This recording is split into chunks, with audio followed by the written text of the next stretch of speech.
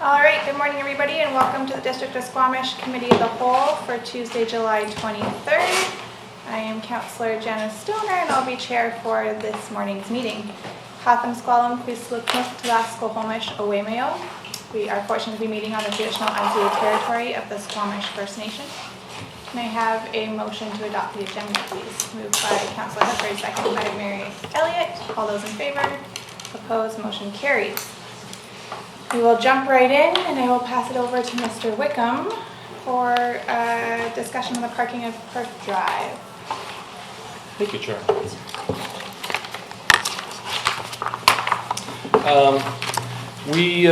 Actually not sure when this went in. We went in May.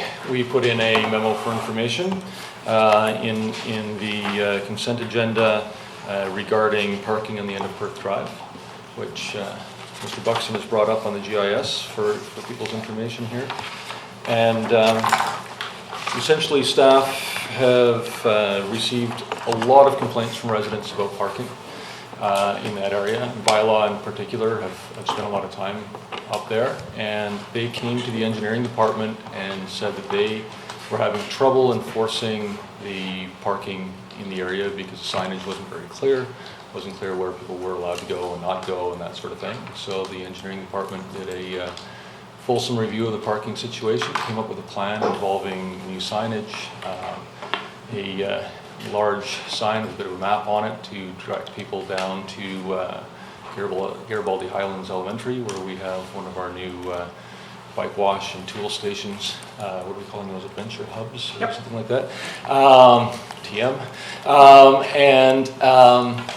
And also to reinstate some gravel shoulder in an area where approximately 2 parking spots in an area where a resident had their lawn reaching all the way out across the roadway onto the pavement in the boulevard. Thank you. So we put an information memo in for council, and council elected to pull it and wanted more of a discussion, so here we are. Thank you very much for the overview. Over to council. Questions on the topic? Councillor Hefford.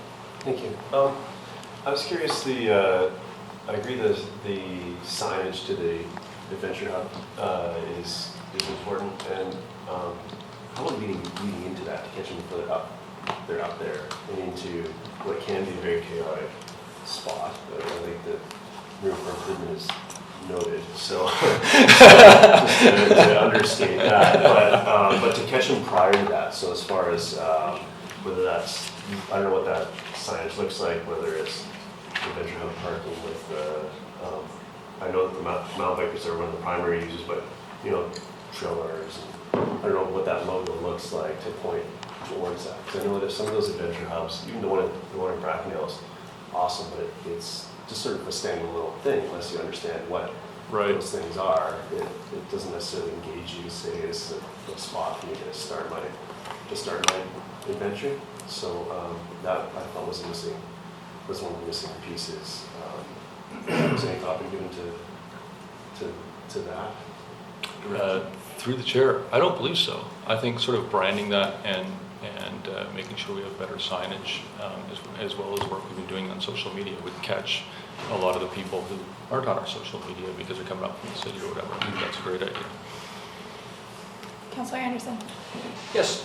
One of our correspondents, Mr. Versluis, has pointed out in a memo to us that, quote, there is a parking area and bike wash at the Garibaldi Highlands School, which is a 2-minute bike ride from our area. Not many people use it. My question would be, did you factor this into your review strategy to distribute some of the parking pressures? And is this a practical place to orient people that there is an opportunity there at the school? Through the chair, yes, absolutely, and that's part of the plan, is to have the signage to direct people there, and as an overflow parking, I think it's an important part of the toolbox. Thank you. Councillor French. I'd like to know if any consideration was given to creating even more parking, because it would appear to me like there if the same strategy was applied to what is being discussed for the lower part of 40803, it looks to me like there could be one spot on the upper side of that driveway created, and yet another spot created on the top side of 40805. So were those two spots looked at as potential places to do the same thing? Through the chair, you can see that the road narrows out there somewhat. I'm not sure, it does look like there's room. I know that the entire road was looked at, but I can go back and ask about why those two spots weren't chosen to be added in, and we can add them in if they work. And was consideration ever given to just making that whole side of the road no parking consistent with the rest of the lower part of Perth? Yes, consideration was given to doing that, and just pushing the problem further down the road didn't seem to be the right answer. Okay, thank you. Councillor Rice. Well, it was sort of along a similar line. I mean, it's about a 3-house strip of road, if I recall, with no exit. It's kind of a dead end. It doesn't have a turnaround, notwithstanding the lines on the screen. So was any thought given to just saying no traffic, residents only? Because the difficulty, I think, from reading these reports, and I personally haven't witnessed it, but if you let a little bit in, then more people want to come because they see other people parking there, and that's when you end up with all these apparent conflicts. But if you said 0 parking for bikes, and it's just resident-only parking, forcing everybody to go look for something else, which is just down the road, as we know, the Highlands Elementary, is that a potential solution as well, rather than try to have sort of control a little bit of parking, which can easily turn into a lot of parking? Sure. Just through the chair, the first part in terms of resident-only parking isn't possible to do without a permitting system. I'm sorry? Resident-only parking isn't possible to do without a permitting system. There's no way to identify who's a resident and who's not without some form of permit, and that's a fairly involved process. I think part of our concern is if you just make this no parking, you're simply moving the problem probably down onto Pier Road, Pawluk Place. It's a problem that won't go away if we simply make this cul-de-sac at the end no parking. It's simply going to move it likely onto Pier. Yes, we do need to do some work in terms of getting people to park at the Highlands Elementary, but some will, some won't. Some are going to park up at the Old Perth in one form or another. So if we don't allow it on that cul-de-sac, it'll move. It's simply going to move somewhere else. And I'd just like to add to that, you mentioned sort of room to turn around and this sort of thing. There is room in that roadway. There's quite a wide roadway. There is room in the roadway for the parking there. That was looked at in detail, including the 4 or 5 along just off of the cul-de-sac at the top. There is room to turn around. Mayor Elliott. The Adventure Hub at the school is open on weekends only, or is it also open in the evenings? I believe it's any time the school's not in. One of the things, if we're going to do work there, is that people forget all their drivers learning, and they park too close to driveways. So a visitor got a ticket, sent me an email and said that they were personally affronted and that they got a ticket. And I said, here's the link to the road rules in Washington. They're the same as in BC. You can't park within so many meters of a driveway. So how do we protect these residents if we're going to put parking up there, to put barriers so that is delineated, that people are parking far enough from their driveways that they can see and get out? Because people don't obey the rules of the road. So we leave all these folks vulnerable. And I see in those pictures, you can see where people put rocks there. And I think we should think about how we protect their driveway access, if we are going to put parking there, to make sure that people are keeping that setback from the driveways. And that's possibly why we didn't use those other two spots, because you can't actually fit a car in there and respect the rules of the road.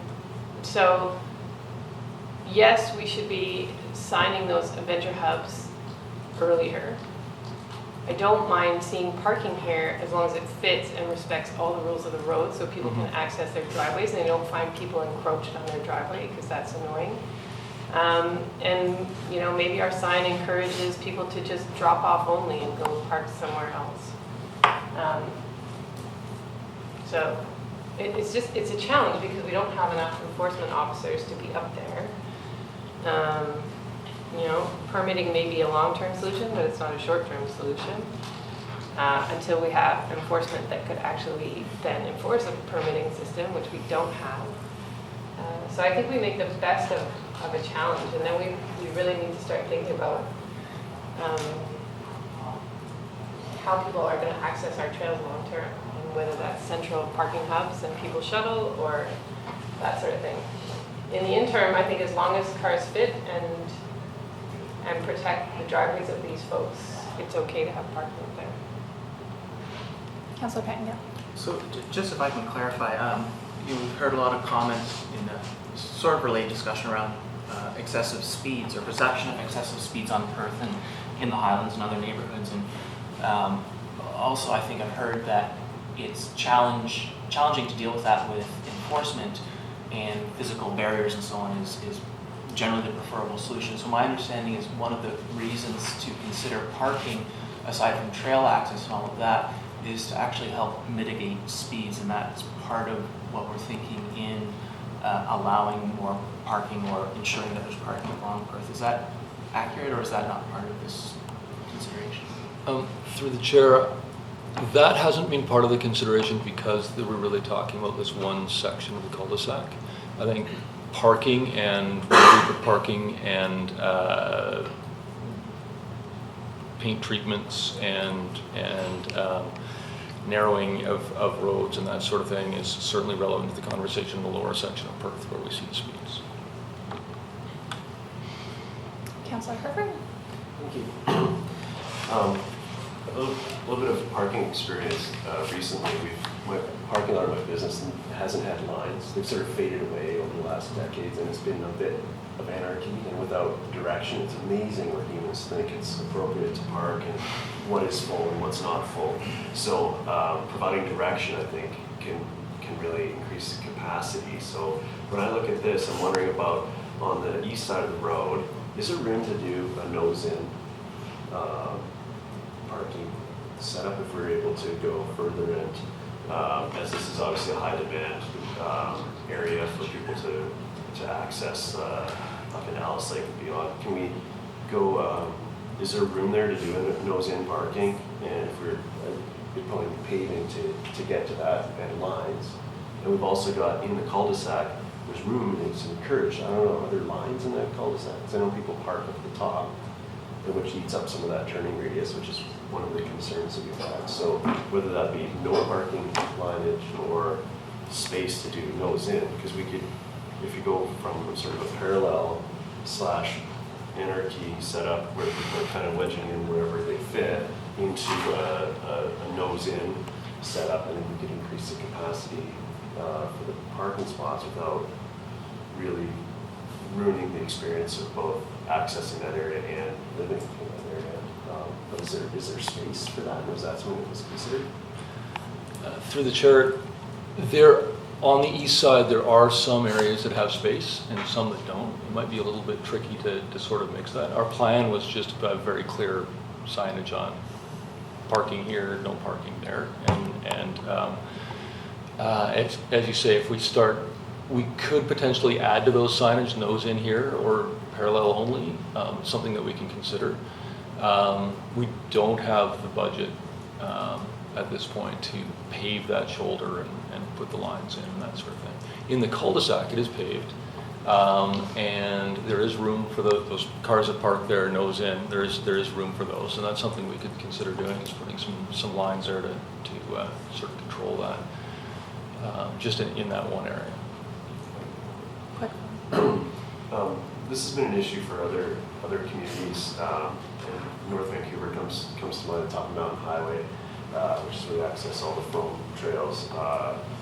The residents of the area had very valid complaints about all these same issues. People, parking, blocking driveways, just generally too much. So they put in the sort of the progression of that case study. You guys, I'm sure, I don't know if anyone else has looked at this, was to do a huge thing of no parking, residents only. And of course, they have the permitting and the enforcement to do that. And then they encourage only parking at school. So the similarities here are very, very close. And then the next solution actually ended up being expanded and dedicated parking area further up. Now, I know that there's, I want to say, contentious issues to the directly to the north of that, but I think that this bit of roadway here might be worth the investment to actually look at scoping it out to be able to put lines in and maybe make that another adventure hub. So hey, if this adventure hub's full, we have another one down the road, and I think you could put, if we were able to get the nose in there, you would increase the capacity without impacting anything. It would increase, I think, the experience of both the recreational user and the residents would be improved if we could do nose in on the one side and just have the other side no parking. Because if we have no parking everywhere, I don't think it's gonna work. I think just making more spots without creating the order is just going to spread the anarchy around instead of creating the order on the east, which I think is on the east side. Was there So a the question in there? So the question there is, have you looked at the north van, at that north van have you looked at that north van experience and how that went as they went through the regulations and where they ended up, which seems to be working? Through the chair, no, I haven't. There's limited space. We may be able to squeeze a few more cars in by going to angle parking. There's fairly limited space on the one side. So I think at the end of the day on the east side, we're looking at potentially squeezing in a few. When you look at the GIS, it looks like there may be room for whole parking lots and all sorts of really exciting things, but there's all sorts of steep slopes and riparian areas and things that get really complicated really quickly, unfortunately, when we went down that road. So I think we're pretty constrained.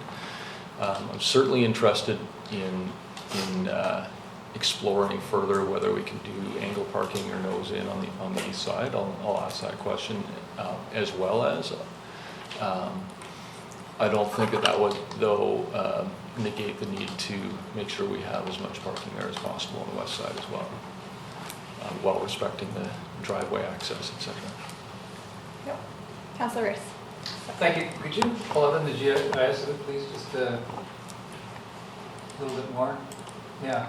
So what is that triangular piece at the bottom? Is that private or is that public? That's park space and it drops away. It would be very difficult to use that for anything. It's substantial. Probably right from the road. Yeah. That's Yes. the entrance to Lumberjack. Burn it, pay it.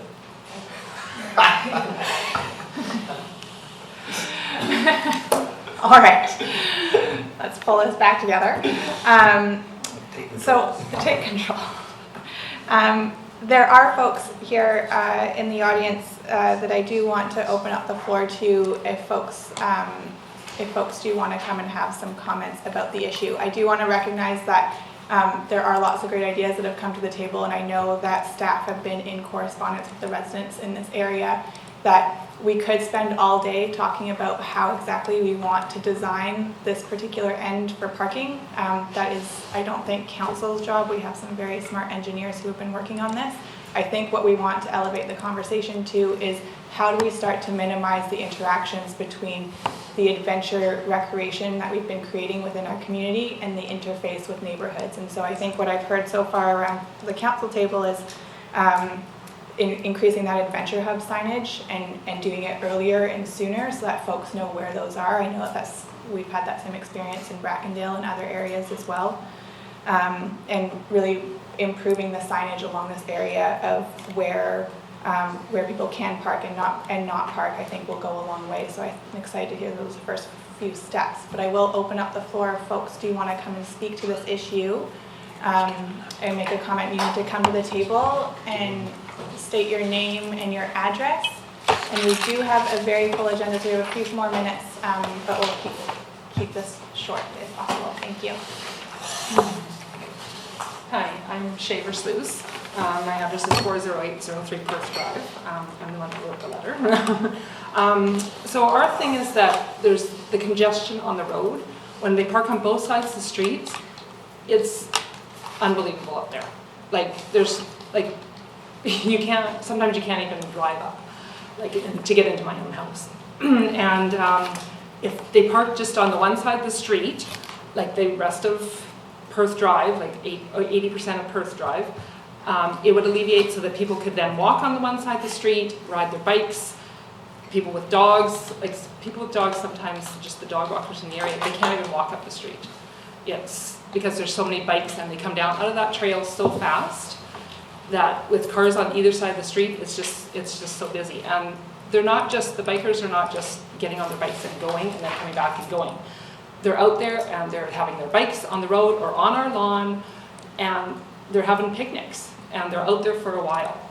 So the congestion is just unbelievable. And yeah, we do know that in North Van at Mountain Highway, they do except with your bylaw. With a permit, you can only park in the area. But we just kind of want to relieve the congestion on the road, and when they park on the one side, it would at least help if they just parked on the east side instead of the west side of the road. So, I think Stuart wanted to say something. So I'm probably the one that instigated this your meeting. Your name and address, please. Oh, Stuart Kerr, 40807 Perth Drive. Is that enough? Yeah, okay. Thank you. Because I came riding my bike up past the Versluis house, and I said, "Oh, have you had any chance to communicate with the District of Squamish about this parking? It's getting a bit much," and which is an understatement. And they said, "Oh, well, the engineering department's come up with a solution. They're going to pave our lawn and create more parking spaces in front of it." That just kind of stunned me. I think that actually between your house and the Versluis house, it's probably the most inundated houses in the whole area of this parking. And I just thought it was a real slap in the face to the Versluis that you're going to come in. I realized clearly it's district property, but there's lots of district property where roadway is sitting on people's yards that they've maintained, and all you're going to do is you're just going to push the parking and the entitlement to sit there at the end of the ride and have picnics, and you're just going to push them into your yard. They'll actually will, and trust me, they will go into their yard to hang out. And so that's what I thought that the no parking around the cul-de-sac is fine, and going up there, but when it was the two houses or the two parking, making two additional parking spaces right in front of their house, I just thought that was just wrong. It was just not right. They put up with the abuse of people probably the most, clearly the most out of anybody in this little area. And there's also, I think you can point to the one house at the corner of Torbet and Perth. They are, the parking there, and I think they have a dog, and it's just like people bring their dogs, and it's just like, it's mayhem for them as well. The initial plan of going up and at least putting the no parking on one side and around the cul-de-sac for the fire department, we get quite a few emergency calls for carting people that have been injured out, and we find that the fire department has to back into the cul-de-sac, or at least all their vehicles are turned facing to exit. So it's usually 4 or 5 vehicles for each separate call that comes in, whether it be search and rescue, ambulance, fire department, they all show up at the same time. So I didn't think that it was an unacceptable result, what you were trying to, the engineering department was trying to achieve. I was just surprised that the consultation about the Versluis house was lacking. People do come out of, when there's parking on the both sides, and they come out of roller coaster at a fast speed. It is quite, it's scary for drivers. The fence at the top where the Chima property is actually probably prevented an accident, because people used to go down there at, probably 30, 40 kilometers an hour coming out of that trail. And we were always scared just to drive into our driveway, but that's been temporarily solved. So anyway, that's just my comments on the thing, and I don't know what the perfect solution is. Thank you for your feedback, Mr. Kerr. Can I ask a Of course, yeah.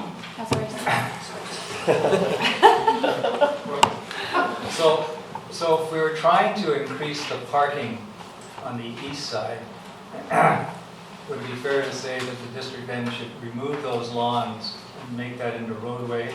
So in effect, you move the traveled portion of the road over a little bit. Is that a fair compromise? I don't see if that's what there has to be done to increase the space.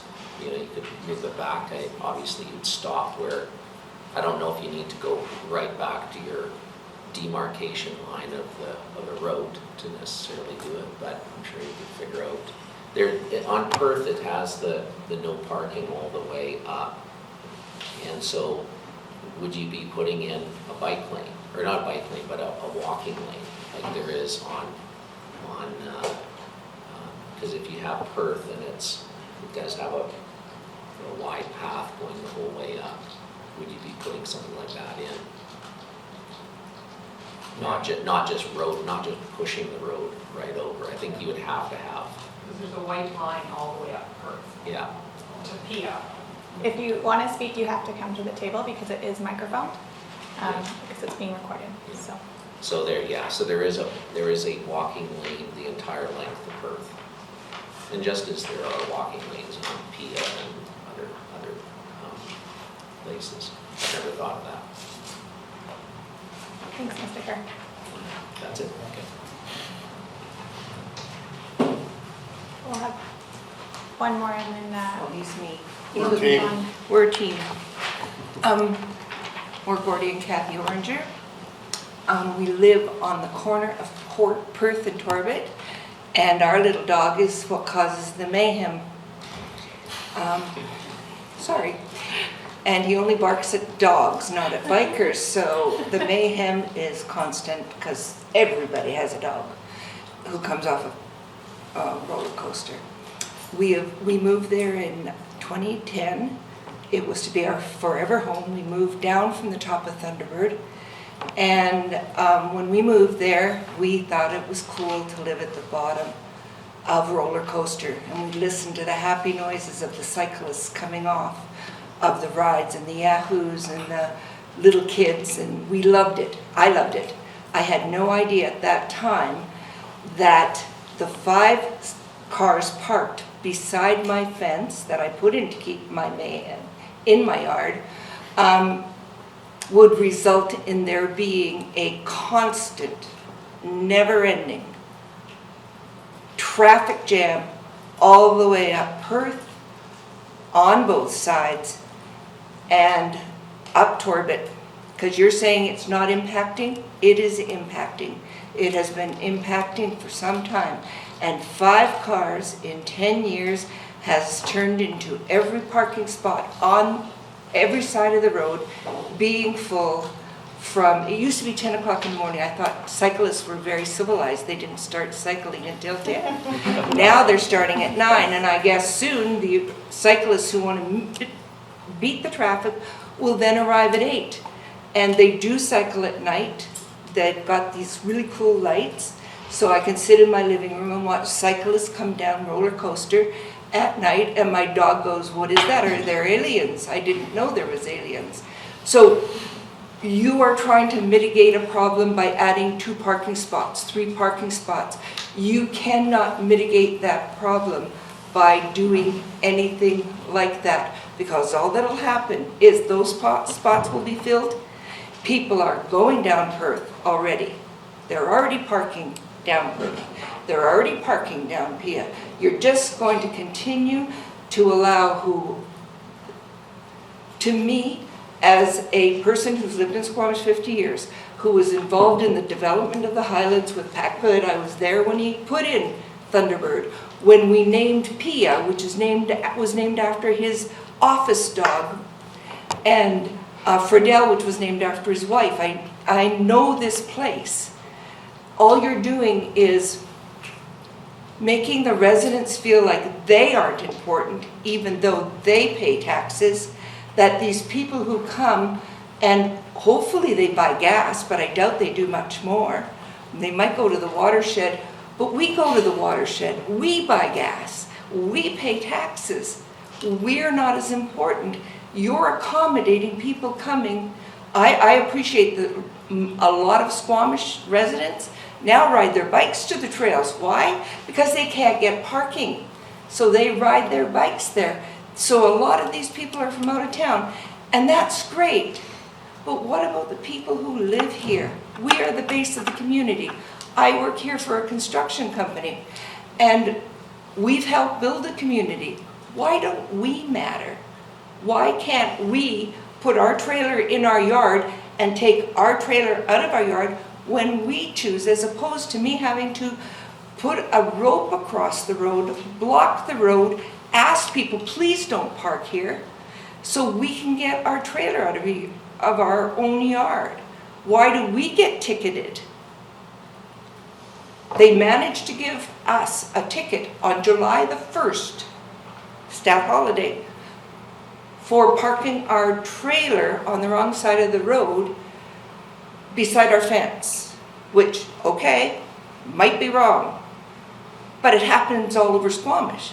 But because we're parking on a potential parking spot for a cyclist, we get a ticket on July the 1st when we're told bylaw can't come and do anything about the hundreds of dogs. Now you might say, well, you've never written a letter. I started writing letters at the beginning. I gave up. Nobody got back to me. Nobody cared. So now it's become a bigger issue. I found out about this meeting last night. We're here. We have lost the quiet enjoyment of our home. Everybody on Torbet, Perth, and Pia, and ongoing, spreading out, proliferating from there, will lose the quiet enjoyment of their homes, because this is not going to go away. It needs to be addressed. Just to address that for another second. The high school, I thought, or the elementary school, I thought it's a great idea for parking, but I can drive by there and see 3 cars parked. It's not being used that much. That's one of the things we often do, is leave our home, drive by that adventure hub to see comparison between our street and the adventure hub. It's not being used. And we asked somebody, please go park at the adventure hub. We're trying to bring our trailer out, and she says, well, where's that? So we only have seen one day when Sorka was there putting out notices on people's cars to say about the adventure hub. As a resident, I would gladly have a stack of them this high, go through it in 1 month easily, and put one on every car. All right. given the opportunity. Well, thank you for your Thank you. feedback, and I think we've heard that there's definitely more that we can be doing with regards to the Adventure Hub signage. I add just a little bit to that. I come up Perth all the time, obviously. There's so many cars parked there, anybody trying to pull out of their driveway can't see you. And it's hard enough to see them even coming out of there. And it's so close, people are pulling out, I don't know, close to hitting, I don't know how many people over the last 5 years. It's just absolutely ridiculous. I'll just leave it with that. Thank you. Council, any further comments? Councilor French? Based on what I've heard today, I would support moving forward, being consistent with how this was dealt with a bunch of years ago in the Smoke Bluffs Park area, where the same issues, all of the same concerns were being expressed when climbers were overwhelming the streets that border Smoke Bluffs Park. And I don't know that area super well. I do know this area super well, but I think what was done back in the day was resident-only parking signs were placed on all of the hotspot streets. And we created the climbers parking lot off of Loggers Lane. Somehow word got out, people got educated, and the climbers parking lot became the place. The Adventure Hub at Garibaldi Highlands Elementary has existed for only a short time. I'm not at all surprised to hear people saying nobody knows about it, nobody goes there, because it hasn't existed very long yet. The word just isn't out at this point. And I know for certain that people do use it. I've been there when, on a Sunday, that parking lot is full, and every vehicle in it has got a bike rack on it. And some of the commercial mountain bike operators are responsible for that being full because they're letting their clients know that that exists. So I would actually support no parking in the whole cul-de-sac, because we're going to bump up against this in a couple of years when the east side is eventually developed. That is going to happen. There's a development sign on that property right now. So in my mind, better to sign the heck out of it. No parking, resident only. We don't need to bother with permits. There's an honor system that could be used. And direct people to Garibaldi Highlands Elementary School. Over time, they'll all make their way there. Thank you, Councillor French. So we are a little bit over time on this allotted agenda item. If you have something new that you'd like to bring to the conversation, I would just like to say that it's nice to have the residents here. We've written and sent pictures. Name and Sorry, address. Linda Burbank, and we live on Perth and Pia. We've been here before and written many things and sent pictures and so on. I just want to impress on you, you have no idea of the impact on people all around the area until you see the crowds, you see people changing in the middle of the street, you see, the other day I saw 4 loose dogs up at the top, so I wouldn't even take my dog up there. It has really ruined our peace and quiet, our neighborhood. We've had picnics on our easement that we have nicely grassed in for, for looks. And it's not just the parking, it is the whole attitude of the people that come up. Not all of them, and I've asked many people, do you know about the hub? Do you know where it is? But there's one sign which is right at the school.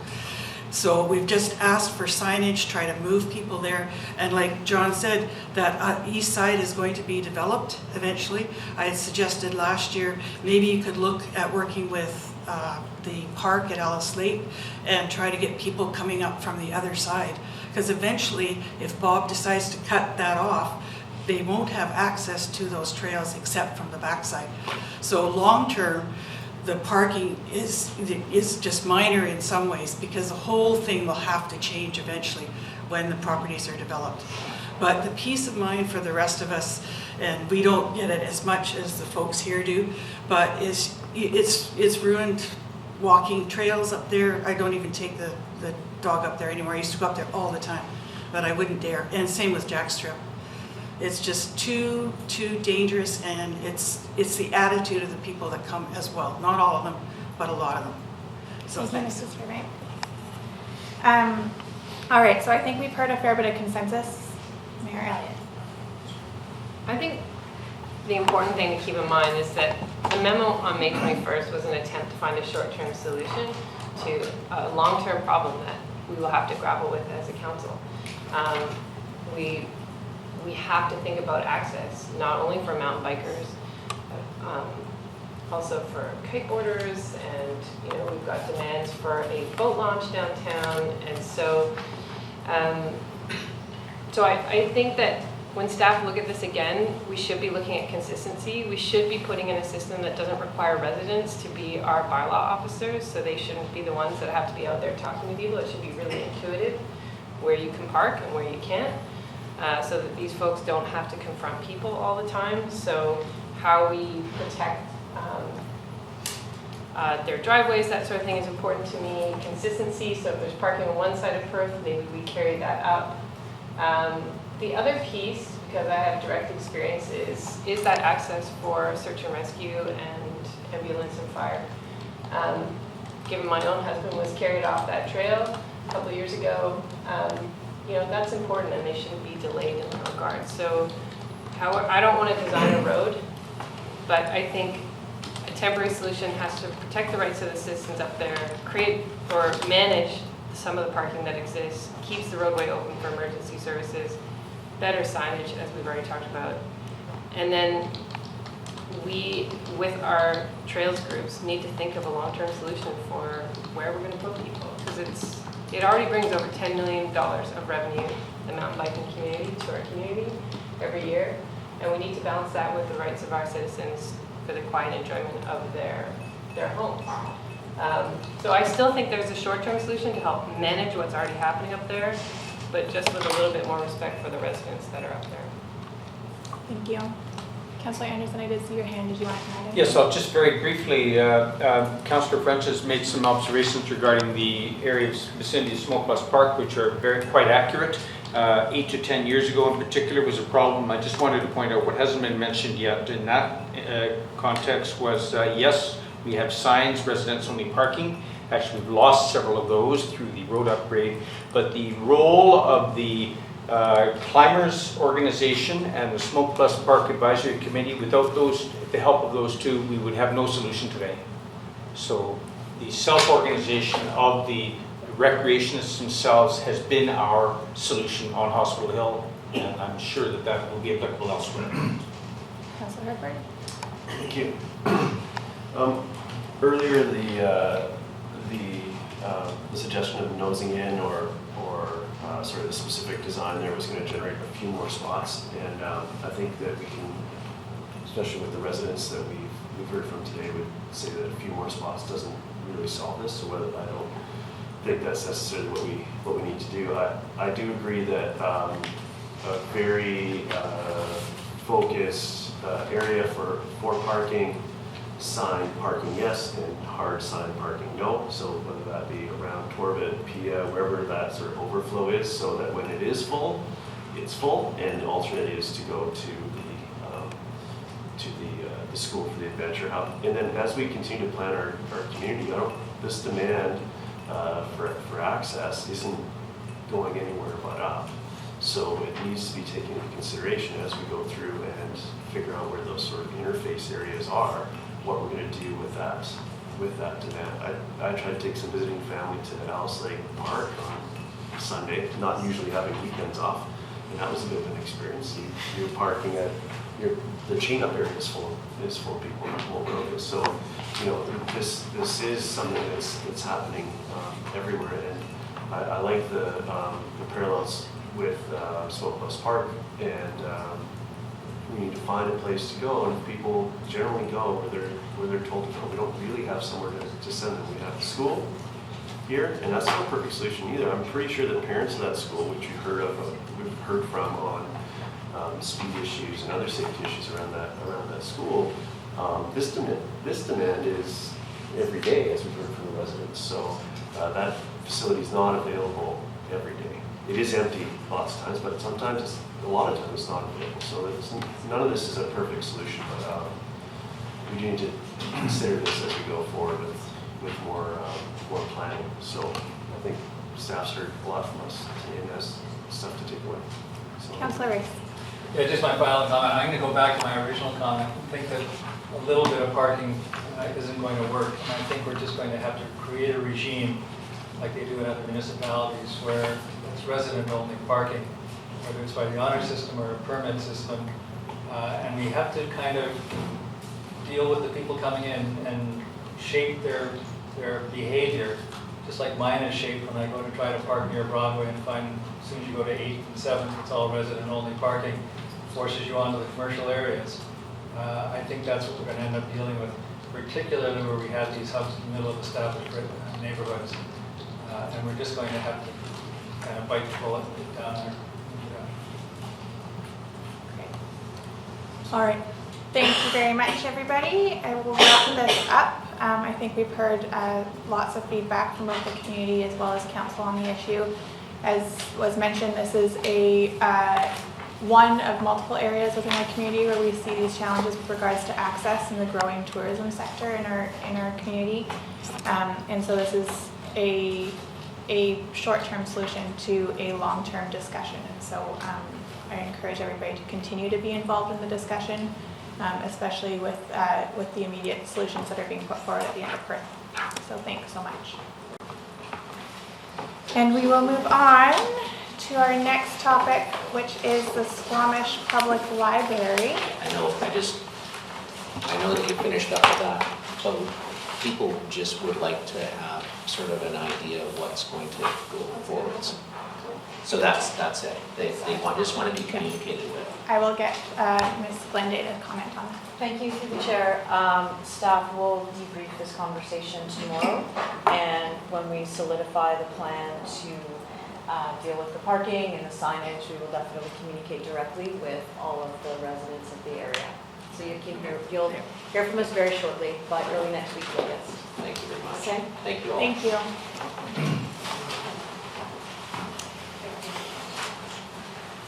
All right.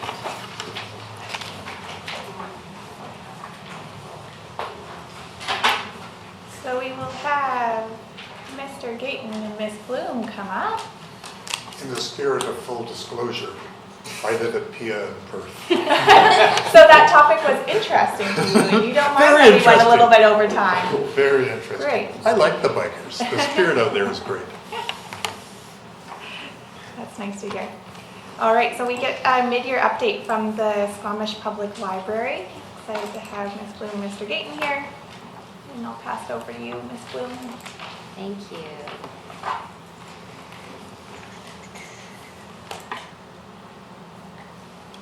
There we are. All right, good morning everyone, and thank you for the opportunity to present to you today. My name is Hilary Bloom, Director of Library Services, and to my right is David Gayton, Chair of our Squamish Public Library Board. Today we're happy to share with you our 2018 annual report and provide you with an update on our 2019 activities to date. I've put copies of the annual report at each person's station. I've got many more here if anybody does not have a copy, and it was included in the agenda package as well. It's available on our homepage of our website and as well as in print format at the library. So just a sort of brief overview of what's in the report. The biggest endeavor of 2018 for us was working on and completing our 2019 to 2023 strategic plan, which we presented to Council earlier this year. And then other big highlights included extending our open hours to 60 hours per week and running many new successful programs. So I've just got on the screen some photos of some of the programs. So we had a Codemobile come to teach kids how to use a coding program called Scratch. We had some stop motion animation workshops where kids turned their own stories, they created their own stories and then the images and turned them into these really nifty little animated videos. We started a weekly Reading Buddies program, pairing up teens with elementary school age children for weekly reading practice. And we launched our drop-in technology help, which we still hold on every Friday afternoon, which has proven to be very popular. Other highlights included adding a new loan program to loan out radon detection kits to homeowners.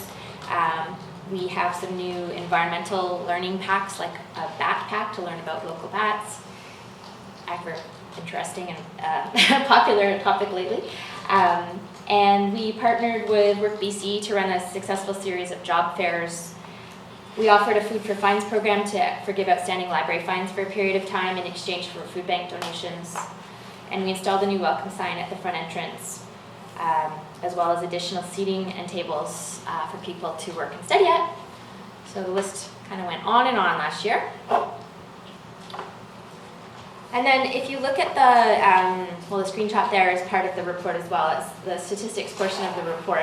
Since we had just wrapped up our previous 5-year plan, we decided for the 2018 report to look at 5-year trends in certain activity levels. So the comparisons there are showing 2014 versus 2018.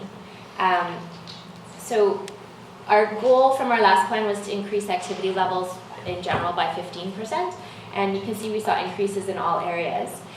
Interestingly, our program attendance doesn't show a huge increase. So then when we looked more closely, we realized there actually was a huge jump between 2014 to 2017, a very impressive jump. And then we did have a decrease in 2018 due to some gap in staffing. So it had quite an impact last year. So anyway, it's still an increase, but I think up to 2017 was about a 30% increase, and then suddenly we had a dip. Happy to report we are fully staffed again now, so things are looking good. So that was it for the annual report highlights, and I'll maybe just move on now to an update on what's happening so far in 2019. So as I mentioned, we completed our new strategic plan by the end of last year, and it's the guiding document in the work that we're undertaking now. It has 4 focus areas, as I've listed up here, as well as our fun new tagline, Defenders of Imagination. So I will just sort of walk you through each of those areas and the priority initiatives that we've got underway under each of the 4 listed. So the first of those 4 is Inspire Inquiry, Learning, and Literacy. So some of the priority initiatives that are underway there. Well, first of all, we're really excited to have our newly hired technology librarian who will be joining us at the beginning of August. And as you know, this is a new position this year, and we're just thrilled to have this additional capacity and expertise on our team to support patrons, to support staff in their technology needs, as well as be the liaison to the district's IT department. So just sort of offsetting some of the trickiness of not having that person in that position until now. So it'll be a really big improvement. As well, we have a number of exciting new programs planned for the fall, including a trivia night, as well as a MOOC, which is a massive open online course. And the one that we're going to be running is called Indigenous Canada. So it's a 12-lesson online course that explores Indigenous histories and contemporary issues in Canada. And essentially, though it's an online course open to anyone to take in at any point, we're going to be holding weekly sessions and having people register and experience the weekly session together and then have a discussion. So that is going to be out shortly. We'll be starting registration on that, and that's going to be on Friday afternoons. And so, yes, stay tuned if you're interested in participating. We'd love your involvement. The photo there is showing off our very popular and growing board game collection that we now loan out. We also loan out jigsaw puzzles. They're very popular. We're going to be launching a video game collection later this year. And another recent change is we now have licensing to screen. We have public performance rights licensing to screen movies. So we've been showing several movies, especially over the summer and on professional development days. So a second focus area is to engage and welcome everyone. And for us, a big focus this year is our future needs study, which is well underway. So in terms of that study, the first phase is done, which was an in-depth report that a consultant undertook in terms of future library trends and best practices that's kind of framing our scope as we move on to phase 2. I've actually brought along a couple of hard copies of that report, and it's available digitally as well. And if you're interested, I can certainly send that out. We'll be presenting our final report to council at a later date, but that first phase is done. And now a committee of library staff and board trustees is working closely with the consultant over the next month, and then launching a community and stakeholder engagement piece in September. So there's going to be a report to the library board in November, and then I'll look forward to sharing our findings with council soon after. Another thing happening is we have an artist coming in to do a bright and colorful mural in the teen area of the library in a couple of weeks. She'll be working while we're open, so patrons are going to be able to watch the mural materialize up on the wall. And then I've included a photo to show off our welcome sign and the friendly front desk staff member Stephanie, who many of you probably know if you visit the library. So the third area is, our third goal or focus area is deliver outstanding service. I want to draw your attention to this comment card that came in the other day. So it says, compliments, this is the loveliest library, so warm and casual with friendly, skilled staff and volunteers. Just love it here. So I think we're doing a pretty stellar job already, but there's always more to work on. So one thing we're implementing is a toolkit called Project Outcome, which is a kit that was designed by the Public Library Association, which is a part of the American Library Association. Essentially, it's a toolkit that helps library staff measure impact and outcomes, so longer-term impact on the programming we're running, and as opposed to just counting a number of people that attend things. So we're rolling that out among staff this year. And then we're also working with a local artist / seamstress extraordinaire who is, we're going to be launching a line of upcycled book bags in the fall, which are going to carry our famous new tagline. So stay tuned for that. That'll be a fun new project that's happening. Our fourth area is build a strong team and healthy workplace. You can see in the photo, several of our staff members attended the BC Library Conference back in the spring.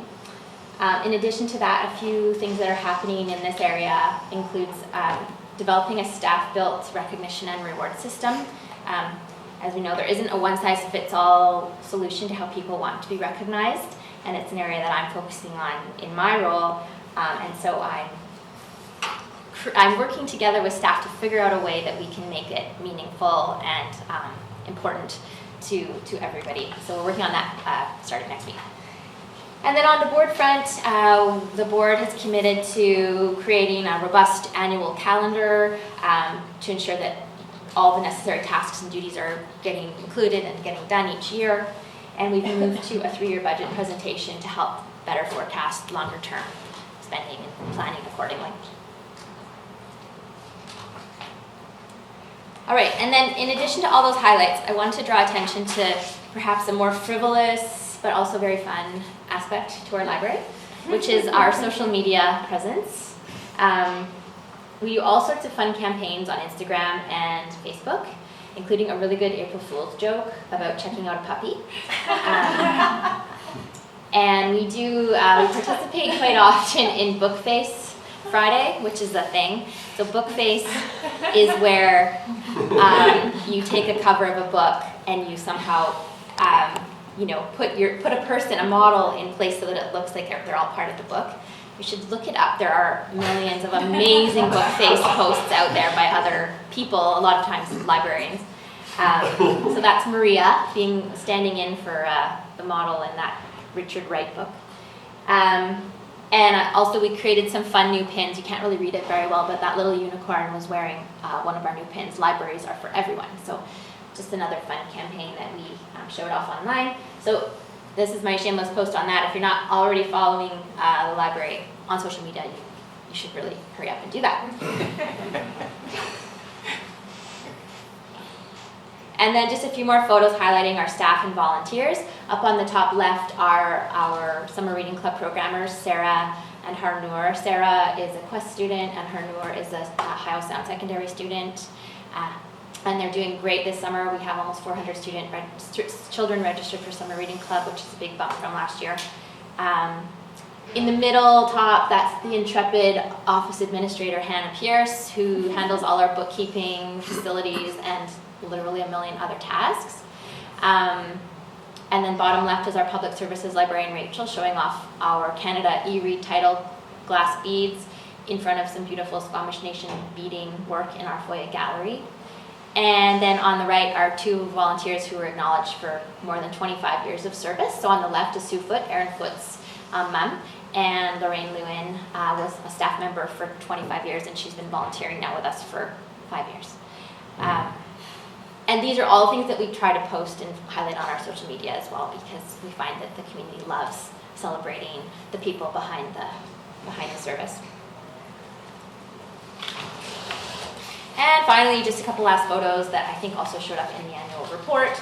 Top right is most of our library board, and then bottom left are several of our library staff dressed up as characters from picture books for Halloween.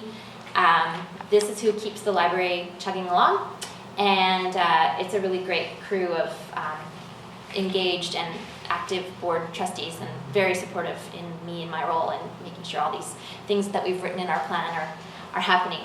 So that's it. Just we look forward to more excitement in the year to come, and I'm happy to answer any questions. Oh, no, David, you were going to Do I get a word? Sorry.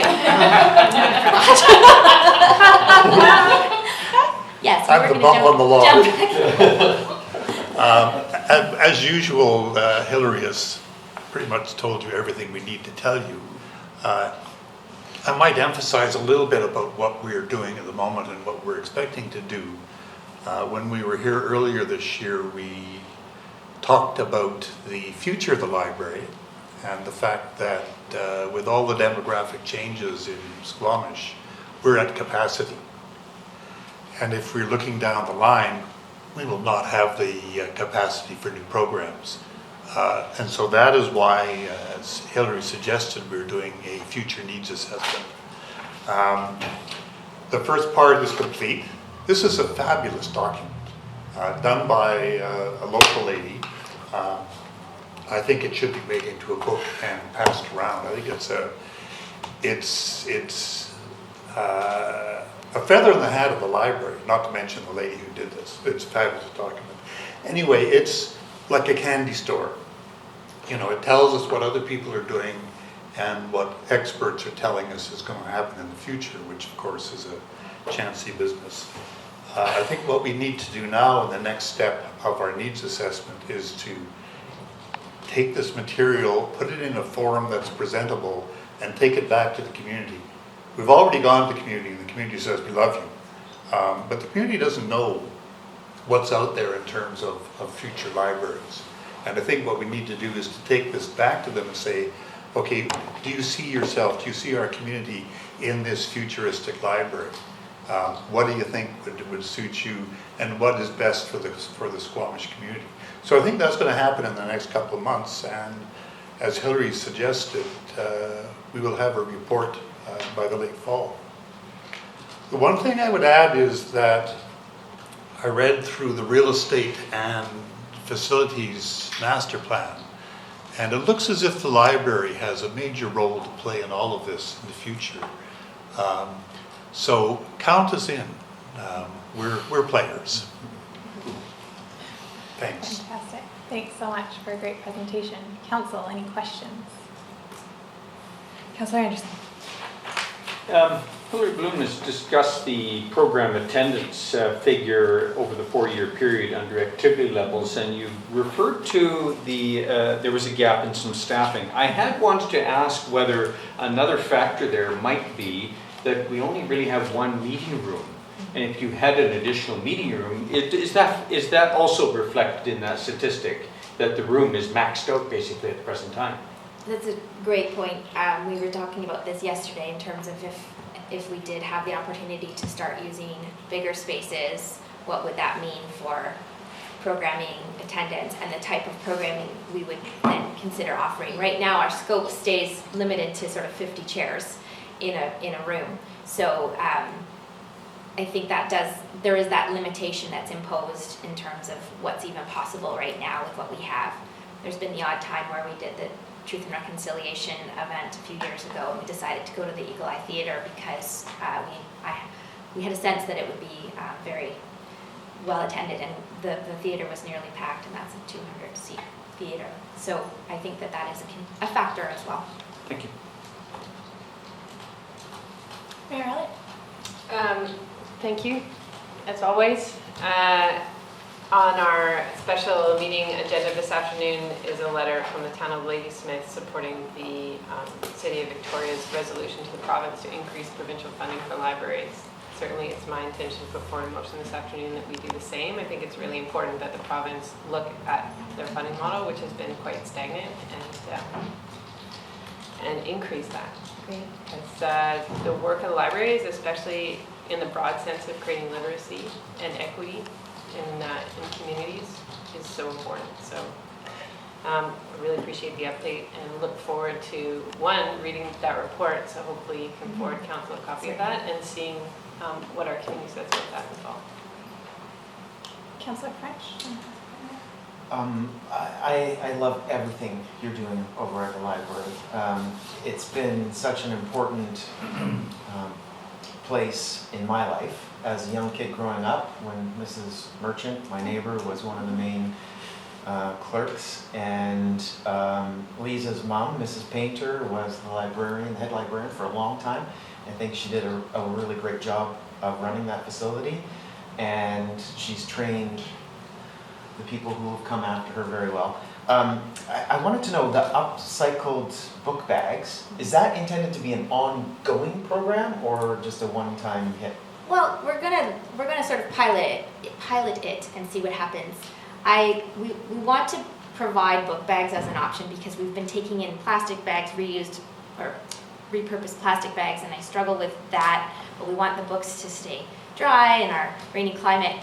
I really struggled with the idea of ordering 2,000 more polypropylene reusable bags from overseas to support an initiative. It just doesn't make sense to me to be using more plastic to save, I don't know. So I talked to Karen Urenkowicz from Endure Upcycle and just said, this is my idea, like what can we do? Let's use things that already exist and make beautiful bags. And so she and I are working to create these bags, and we've got this library branded label. And the idea is that each one is unique and people can choose one that they want to invest in as a bit of a fundraiser for the library as well. So I think we're doing 100 or 200 to start, and then we'll just see where our empire goes from there. I love the program, and one of the reasons is because a few years ago I launched an initiative to reuse textiles. Going into it completely blind, not really knowing what I was getting into, just knowing that we put a lot of textile into the landfill unnecessarily. And Karen made me aware of this program a few weeks ago, because I wanted to give her some textiles that I thought she could use. And she said, I know exactly what I'm going to do with this, make it into book bags for the library. And immediately I'm like, what a great reuse for textiles that otherwise would have gone into the landfill. Yeah. It's a great program, I fully support it. Well, and there are other little ideas that the fabric all has been somewhere else before, so it has a story, and then you're putting stories into this bag, and and Karen volunteers at the Foyer Gallery as well, so she's really happy to support the library, and we're really grateful for that. I would emphasize that expect pilot projects. There's such a candy store there. There's so many things that you think you might like to do, but you can't do them all. And I think it is up to us through this project outcomes tool to measure what we're doing. And if it works, great, we'll carry it on. If it doesn't work, scrap. But we're going to try to measure what we're doing, which is not an easy thing in a library. Councillor Crittenden. So just riffing off of Councillor Anderson's question a little bit about the space constraints, I think we've been trying to find ways to further activate the Activity 55 Center. So is there an easy path for the library if it has a second event and needs more space or needs a bigger space to just sort of say, hey, that room at the Activity 55 Center book, we'll just go there, or have we set up internal barriers that make that difficult, or is that something we do maybe already?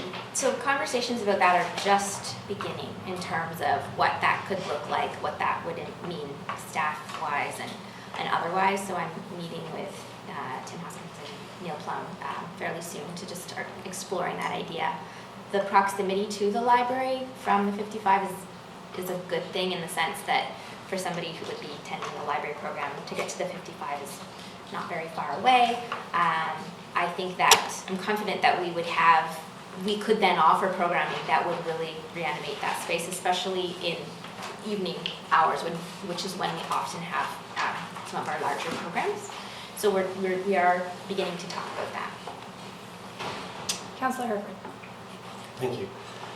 Thank you, both of you, for coming. It's been great getting to know you and everything that's happening at the library.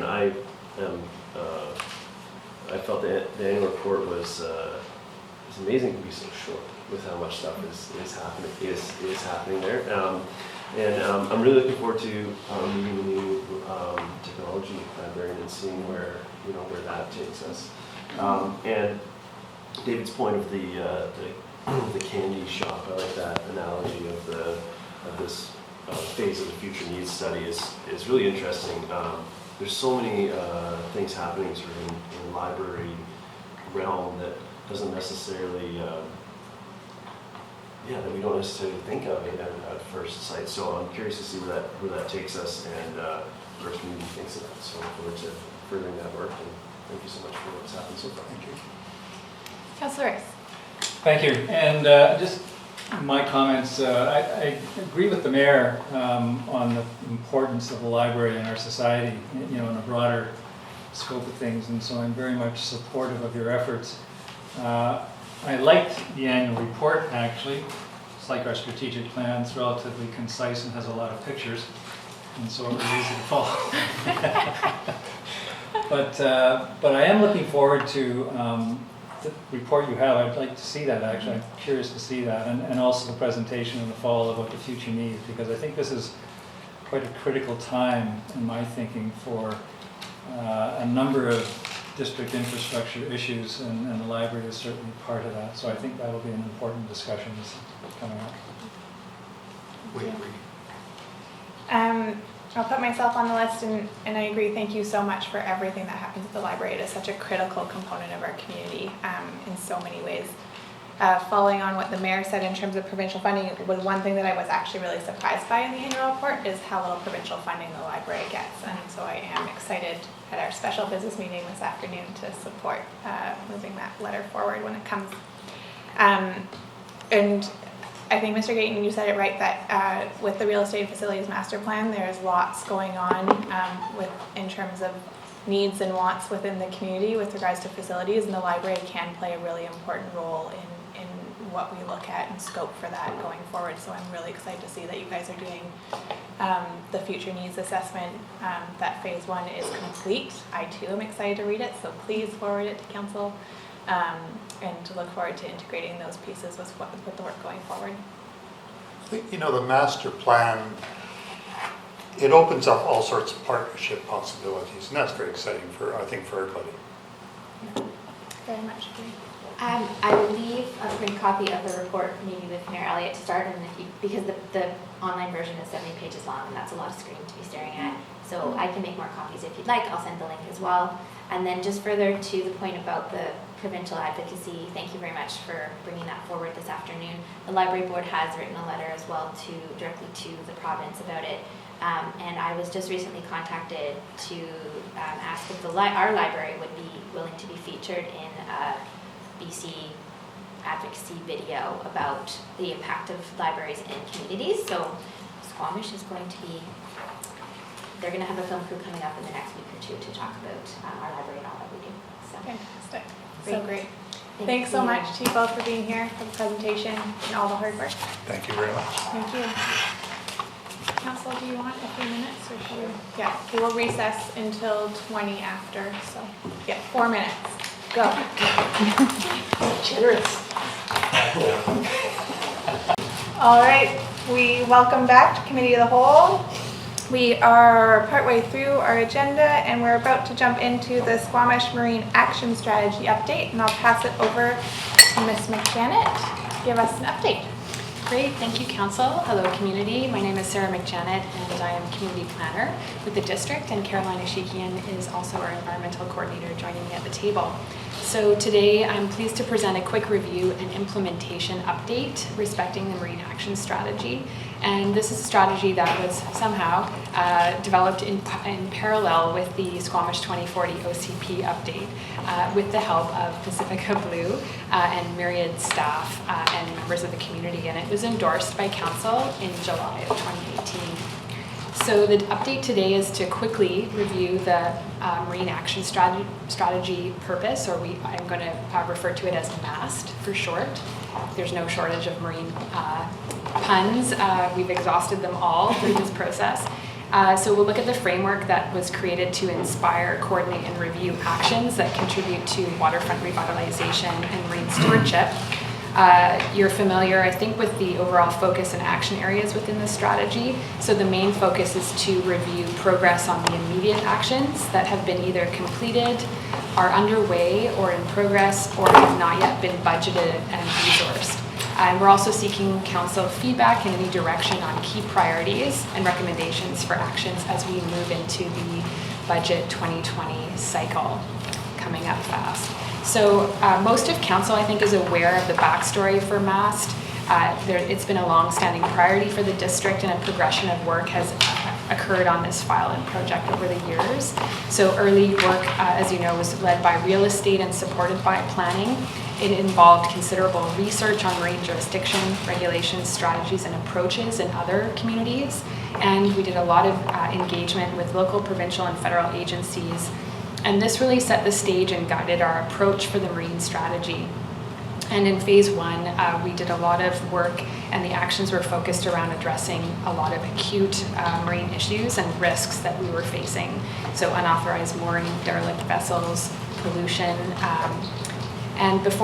so we needed to address a lot of those things before really trying to maximize broader opportunities for waterfront revitalization and stewardship. So on the slide, you can see some of the specific actions and accomplishments from phase one, which included a derelict vessel inventory, a community partnership projects, which helped us do a massive piling removal project in the Mount Blind Channel. Also, there was delineation of the navigable channel and a memorandum of understanding with Transport Canada around enforcement activities and some significant derelict vessel removal from Mount Blind Channel. So key outcomes from these actions in phase one was working closely with local waterfront landowners and agencies like Transport Canada to reduce the unauthorized mooring, reduced potential for ship source pollutants, and environmental hazard, increased navigational safety, and also this helped to enable enforcement within the navigable channel and enhance community enjoyment of the waterfront. So for phase two, we engaged deeply with marine sectors, knowledge holders, and the community, and we built the Marine Action Strategy. And just a couple of reminders, from its inception, the objective of the strategy has been to mobilize shared leadership internally and within the community. And so we're doing this by jointly identifying the focus areas, priorities, and necessary actions. And these actions are activated by aligning and resourcing the action and coordinating efforts. So really the Marine Action Strategy is a waterfront action agenda. It's not another kind of master plan, but it helps to bring all these disparate marine aspects together and really drive coordination for marine initiatives and activities by the district, but also with other stakeholders and agencies. So we're working across sectors, across disciplines and departments, and really trying to avoid the piecemeal approach and working in isolation. And so it's about ensuring all these pieces for our waterfront revitalization are fitting and functioning together. So the framework for action, as you've seen, it's got 4 key focus areas, strategic directions and objectives. We identified and prioritized short, medium, and long-term priority actions to guide us over the next 5 to 10 years. And then we landed on 12 immediate actions to get things going. And so I'm going to discuss the progress on those actions just momentarily. As a reminder, here are the 4 key focus areas for the marine strategy and the overall objectives. to align and organize all the actions within the strategy.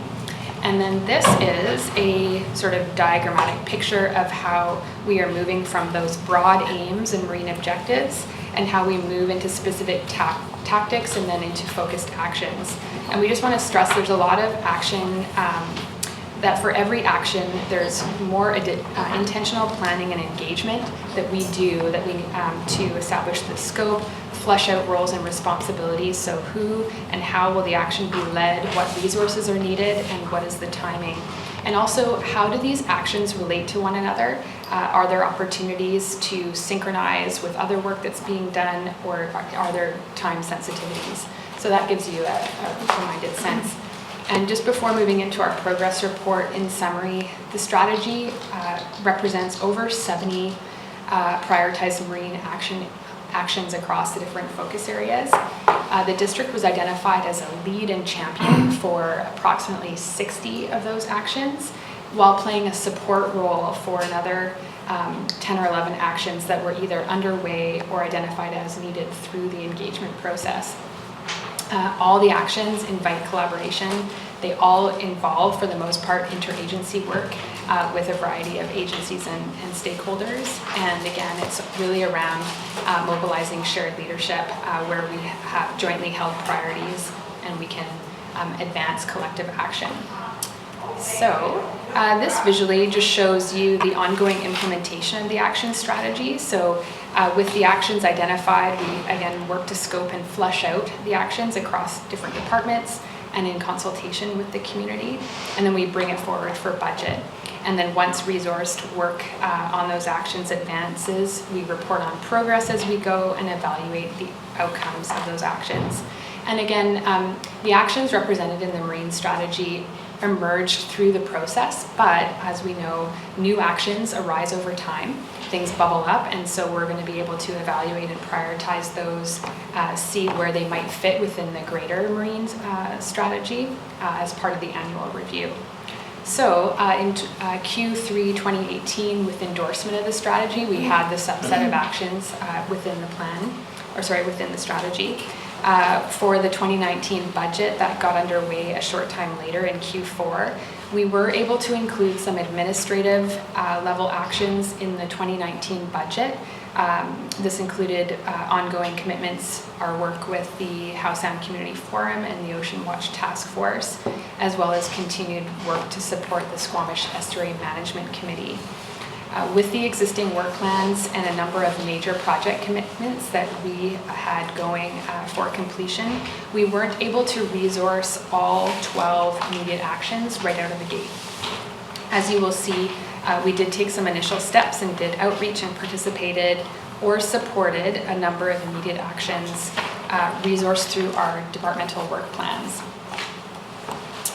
So in the staff report, we've documented in the appendix the status of the identified immediate actions. We've noted them as either in progress, completed, or not yet resourced or started. Basically 6 of the 12 have been initiated, which isn't a bad start, but we do have a lot of work ahead to tackle a number of important marine actions. Those are some images from some of the work that's happening, and I'll just go through the list with you. So the 6 immediate actions in progress, they're shown in the left-hand column, summarized. They include our continued work chairing the Estuary Management Committee through 2019 to continue review of its mandate in terms of reference. This followed the last council's direction in 2018 to continue this work with SEMC. In June of this year, this council has provided direction to use remaining funds carried over for the Estuary Management Plan review to complete a gap analysis and bring back options for master planning. In 2018, we also had initial staff discussions with the Squamish Harbour Authority and have begun to explore collaborations and future partnership opportunities and roles for day-to-day marine management within the inner harbour area. So this could be a role around marine services, education, and monitoring. For example, the Harbour Authority does have the pump out station available there, and so that's of interest to encourage its use. In 2018, the district also liaised with the Harbor Authority and they're one of the leads in a pilot water quality testing program that got underway last April to establish basically a baseline coliform count for the Maquin Channel. This is being done in partnership with the Squamish Yacht Club and Vancouver Coastal Health is doing the testing. And this is an identified action within the strategy to work towards a more formalized ongoing monitoring program for key recreational marine access areas where we begin to install public water access infrastructure. The district continues to support the Central Estuary Restoration Project led by the Squamish River Watershed Society, Squamish Nation, Fisheries and Oceans Canada, and the province. And this is ongoing, and we saw completion of the culvert, the initial phase 1 culvert reconfiguration along the Squamish River Dike. Also, marina moorage and infrastructure planning is happening through coordination of development review for major waterfront projects that are underway, including marina infrastructure for the Mistral, Sirocco sites, waterfront landing project, the pedestrian bridge. There's a lot of coordination that is happening there. And finally, Matt and I have begun a comprehensive marine zoning review as part of the larger municipal zoning bylaw update. And so there will be intergovernmental consultations and community engagement getting going around the marine component of that bylaw update. Immediate actions that have not been resourced or substantially started are shown on the right-hand side of the slide. So the first is establishing larger marine habitat protection and conservation planning, along with an enhancement project list for compensation projects in the marine realm. So this is a distinct action in the strategy, but there is some great opportunity to align this with the estuary master planning that's being contemplated and being scoped out in 2019.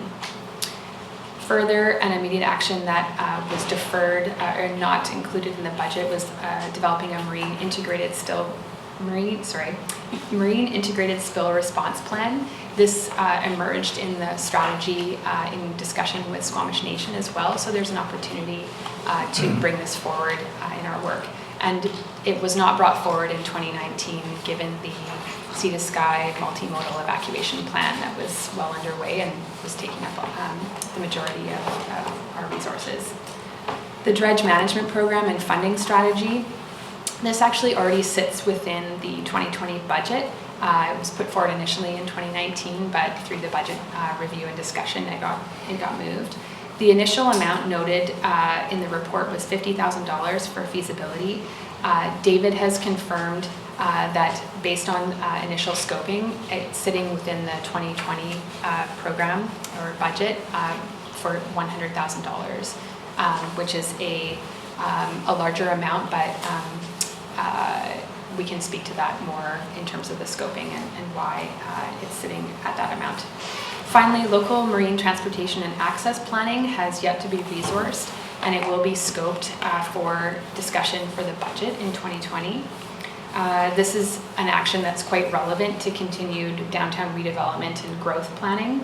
It includes industrial and recreational access between highway, the water lots, navigation channels, and it's also tied to some very important integrated planning for the Maquin Channel pedestrian bridge, also Darrell Bay and short-term visitor moorage and other types of facilities. So that's a scan of those 12 immediate actions and where they sit in terms of their status.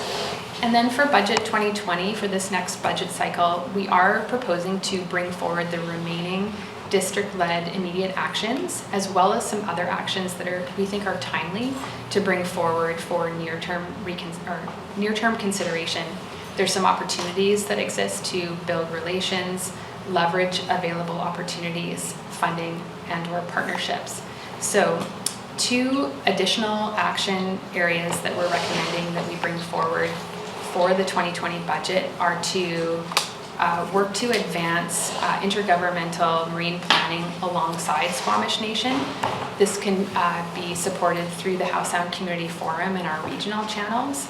And this also ties with the opportunity and desire to take action around developing an integrated marine spill response plan and an annex to our all hazards plan as recommended. And also there's an opportunity here to work alongside the nation around marine conservation and habitat enhancement planning. So there's a lot of pieces and the nation is advancing on their marine plan as well. So there might be some shared interest here. Secondly, maintaining and communicating the Mamquam Channel navigation. Maintaining and communicating the Mamquam Channel navigation channel and supporting enforcement in key areas. So continuing our work with Transport Canada and resourcing this as development in the downtown progresses. And then under Marine Gateway, there are some additional actions that we would like to bring forward for 2020 respecting Marine Gateway objectives.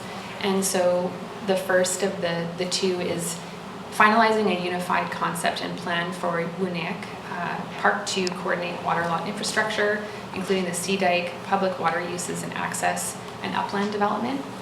And also advancing the action to assess long-term marina facility and servicing needs, fuel station, pump outs, and basically determining a long-term boat launch site and solution.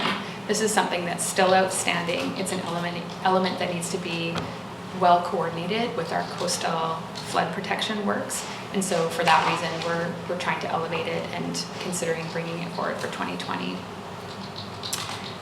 Also, to sustain this ongoing action and progress on the marine strategy, entirely separate from any kind of future estuary master planning that happens, we would like to bring forward an annual operational budget so that we can support implementation, engagement with agencies, interdepartmental coordination, and so an annual preliminary budget of at least $15,000 is estimated, and we'd like to bring that forward to the budget process for 2020. This is the second to last slide. So in terms of next steps for 2019-20, we would like to scope and resource the remaining actions and any new recommended actions, also bringing in council's direction and feedback. Do required outreach and engagement to set the stage for the work that lays ahead through detailed action planning. And then once budget is finalized through the 2020 budget cycle, we would move those actions forward with participating partners and monitor progress. So there's always a lot of engagement that is involved with this. The two recommendations that staff had within the report is that the district receive the Squamish Marine Action Strategy Update Report and that staff be directed to bring forward remaining immediate actions from the 2018 Squamish Marine Action Strategy for consideration in the budget process, the 2020 budget process. So I welcome your questions and look forward to feedback and direction. Thank you. Thank you so much, Mrs. McJannet. I have Councillor French first and Councillor Anderson. Thank you. The Squamish Nation Marine Plan that you mentioned, is that public? Is it a plan we can see? Through the chair, the nation is developing a Squamish Marine Plan. This is, our understanding is that this is an additional marine-oriented plan that not mirrors, but they have the Kai Tumeok, that's my best attempt at pronouncing that, a land use plan. So now they're moving into the marine area and doing that work. So we've known about this for a while. They've presented at the Howe Sound Community Forum around their marine use planning. And so we are looking forward to learning more and looking for any opportunity to connect on that. To clarify on that point, I don't think that there's a finalized plan that has been published or made available. So the land use plan that the Squamish Nation had developed quite some time ago, it's very broad and encompasses all of their territory.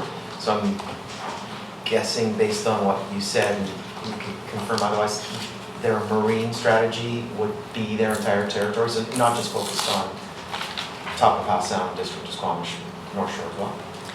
Through the chair, I suspect it's a broader marine use plan that covers the northern part of Howe Sound and this part of their core traditional territory, but I don't know the full entire scope of that marine plan. Councillor Anderson. Yes, I'd like to start out with a focus area 4 and Marine Gateway. There is a section under focus area 4 that has not been highlighted for attention at this time, and I'd like to suggest it does need attention. And it's number 4.1.1A1. Identify and secure locations and investment for current and future marine infrastructure facilities and amenities opportunities. And the reason, I think I'll just give a little bit of rationale for that thought. On page 1 of the staff report, you highlight waterfront revitalization and stewardship as core needs, core objectives, but we also have, and it's been well identified over the years, we need to protect our options. And we have on the waterfront 4 key landowners, plus the district, so we have Squamish Nation, District of Squamish, and the park that you've referred to, the Pointe Park. And we have Squamish Chief Developments Inc., Mr. Keith Scott, and Newport Developments, and Waterfront Landing. So each of these 4 or 5, these landowners have things that are underway, still in flux, not entirely fixed. And we have some land that has not been rezoned, and we anticipate that we will be giving attention to rezoning. So my general suggestion is we need to be prepared. And I think that already 11 years ago, when the marine strategy was first brought by staff to council, and council decided to put it on the shelf, 2008, that was issued then. And throughout the last term of the last council, there were suggestions coming forward. We need to be on top of this because we want to be prepared for rezoning and for proposals coming forward from landowners. So we need to resolve what goes where, and there's lots of puzzles, as you know. Sarah McJannet, the Appendix 2 that you referred to has a number of issues, and some of those I'd like to suggest Focus Area 4, the description might be a little bit narrow. We should take care to keep in mind that Marine Gateway is also our outbound gateway, our shipping. And shipping, logging is also referred to, but shipping and short sea, coastwise shipping, these are also highlighted under the description of Focus Area 4. So we need to keep in mind it's a dual gateway. Incoming tourists, outbound, whatever we wish to ship to the rest of the world in coastwise fashion. So that... Anderson, can I have Sarah respond to your first comment about 4.1? Yes, I'm going to actually be coming back to that. I'll just wrap up on that, is that one of the reasons why we need to give attention to this is that, and in terms of gateway, and that is under gateway 4.1.1, is that we need attention from senior governments, not only dollars, but other kinds of attention. And we won't be helping ourselves if we label our port areas inadequately. That is, if we just are concerned about inbound tourists, some sections of the federal government aren't going to be interested. So we need to consider also our experience with Squamish terminals and the district collaboration and the arguments we had to put forward as to the needs and roles of our harbor, and to consider also OCP policies, which have changed, and our strategic plan. Finally, my final comment there is our strategic plan, which highlights, references marine employment and industrial port activities. So my suggestion that 4.1.1 A1 may deserve some consideration. Through the chair, thank you to Councillor Anderson for bringing that up, and I agree the actions that are referenced in the staff report are focused more around the infrastructure around marina facility and servicing needs for marinas, but so it's got the B actions there, but we can definitely elevate and bring forward 4.1.1 A actions, which are to identify and secure locations and investment for current and future marine infrastructure, facilities, and amenities through the development plans and zoning. So as you say, doing more work around what needs to go where. this is an example where these actions are very interrelated. So a lot of this work is actually happening and being considered through the marine zoning review that Matt and I have just begun. And because the zoning is the regulatory layer that basically is highlighting permitted uses, and we have a lot of, for example, within the Mampum Blind Channel, kind of historic zones that do not reflect necessarily the extent of marine infrastructure and things that are there now. And then also coordinating, for example, around things like marine fueling. Where does that go? What about the boat launch? So all these pieces are actually being considered within, as an example, within the marine zoning. But further to that, we can definitely look back to the Appendix 2 and all of the infrastructure pieces and keep those front and center and look at ways to work through this. And so we don't know exactly how this will be scoped and what it will look like exactly, but we will be able to bring it forward if it's the pleasure of council to see that suite of actions elevated also for 2020. Thank you. Councillor Race. Thank you, and thanks, Sarah. So when I read this, I guess the first thing I started to focus on was the governance issue. And I'm thinking about things, and as far as priorities go, I think it's perhaps an immediate priority, because I'm thinking about things that we've talked about in the past at different times with different councils. Something like some kind of a funding mechanism, for example, for ongoing maintenance and dredging and things like that. And would you put that cost on the general tax roll, or would you focus it on the waterfront? And so if we had to do some kind of local improvement area for waterfront water lots, for example, we should start thinking about that, because a number of the lots that Councillor Anderson mentioned have not yet been zoned, and we have the ability to start getting these concessions. And so that kind of creating that funding model earlier rather than later, even though we're practically not going to actually implement it tomorrow, but just having it there while this is the time to sort of strike. The other is, when I looked at the issues with Squamish Estuary Management Committee and talking about them, I started to wonder, and expanding the Harbor Authority, if this whole thing isn't kind of morphing into one group. And I'm sort of hesitant to add another layer of bureaucracy to our life, but to try to, this can get quite disjointed quite quickly. There's a number of different groups, as you know, that are doing estuary restoration and so forth, and marine activities and different aspects in different places in the planning department, and it's running off the side of somebody's desk. And how would you bring that together, and how would we bring in other stakeholders, for example, from industry and so forth, some of the people who had, speaking throughout the strategy.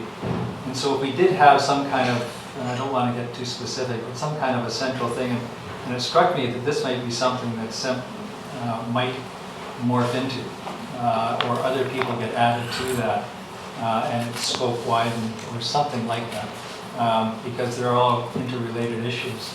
And there's a whole flock of them. And the zoning that Councillor Anderson referred to is absolutely right. It's not just the zoning of the water lots, but zoning the uplands for the things that the public is going to need in those uplands. And so kind of having an idea going forward, and we probably have some idea now, but to get other stakeholders involved in that and have a process for that. So I thought that to me was one of the priorities coming up, is to kind of get that group and get the direction and start then looking at the things we actually need and want. And there are ideas, I know that boat launch, we've certainly heard about that, and there's fuel dock, we've heard about that, and there's sort of a critical mass that's required for some of these things. And what do we see the blind channel morphing into? And that's partly zoning, you're correct, is it sort of resident or not?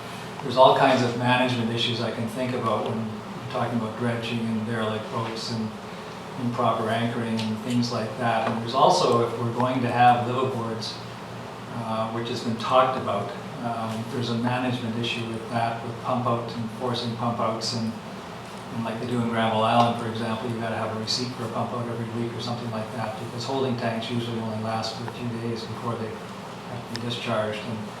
And so there's a whole bunch of issues that go with that somehow I think have to be kind of brought under one umbrella.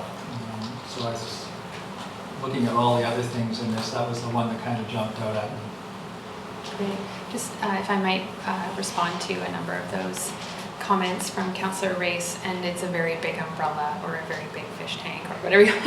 There's a lot of coordination, and I think that's what is the challenge, because it's very complex, the marine environment, many jurisdictions and lots going on. So this is our attempt to really try and organize and tackle and coordinate all these different elements. So just on the future funding and piece around, for example, dredging and local improvement areas and whatnot, that is a key part of the long-term dredge maintenance program, and so that financial component and the funding strategy can be looked at initially for a long-term dredge management program, but also in terms of other improvements that are needed within the marine realm. So that is a very central part of that initial action that is already in the 2020 plan as part of that. With the commentary around the Estuary Management Committee and the membership, that is something that, and the range of stakeholders that participate with SEMC or have over time, that has been the focus of some discussion over the past year. Members at the table, who's missing from the Estuary Management Committee, other industry, the Harbour Authority, for example. So that's been an ongoing discussion about who's missing, who do we need to bring into that. The one consideration has been sort of the framing of the Estuary Management Committee, and then there was discussion around when the Marine Action Strategy was developed, is SEMC the only working group that we have that we would try and bridge with to advance actions through the Marine Action Strategy? And there was discussion at the SEMC table about that, and certainly the Marine Action Strategy was seen as something distinct from the established mandate of the Estuary Management Committee, so they were sort of held quite separately. Going forward, though, I think there's an opportunity to really bridge with the work that's to be done around the estuary management master planning and the existing SEMC table. I think we're going to need to come back and revisit that, and that's Caroline's here for that reason, just to be able to speak to that. But the point being that broader engagement with working groups will be needed. So, for example, around the dredging, that's an area where we would bring together a working group of stakeholders that have an interest and are impacted by dredging.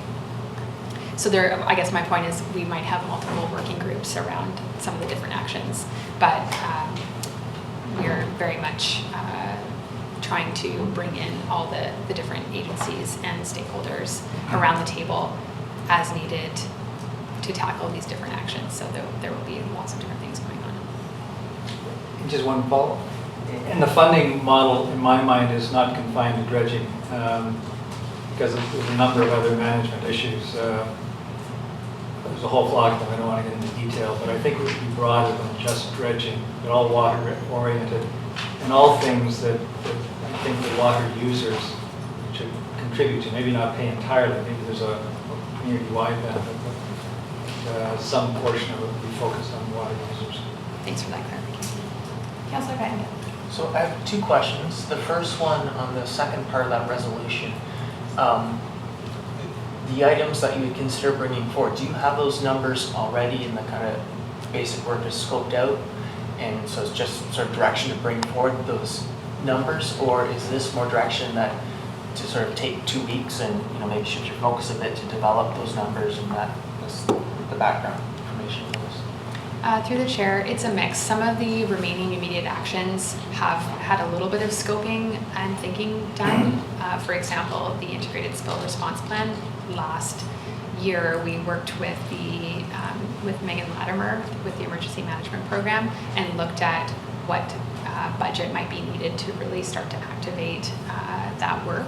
And so there was an amount that was proposed, but it didn't end up making its way through the budget gauntlet because of it was not something that was achievable with the other priorities and work that was in progress. So we do have some some preliminary budget numbers for some of the items, but for others, we need to work with staff and do some outreach and engagement with potential partners in the community to figure out what the budget is to bring it forward. So they haven't all been solidifying at this point. So does that mean specific projects that are other projects getting pushed back a little bit? Like, are there particular ones that would see a bit of a delay if we approve this second bullet, or? If I might, through the chair, these motions really are a temperature gauge for council. Do you want us to bring forward with the comprehensive budget marine strategy actions? And then once it's with the comprehensive budget, with the strategic plan and operational plan and capital projects, and at that point, council will have a big picture of where all the priorities are.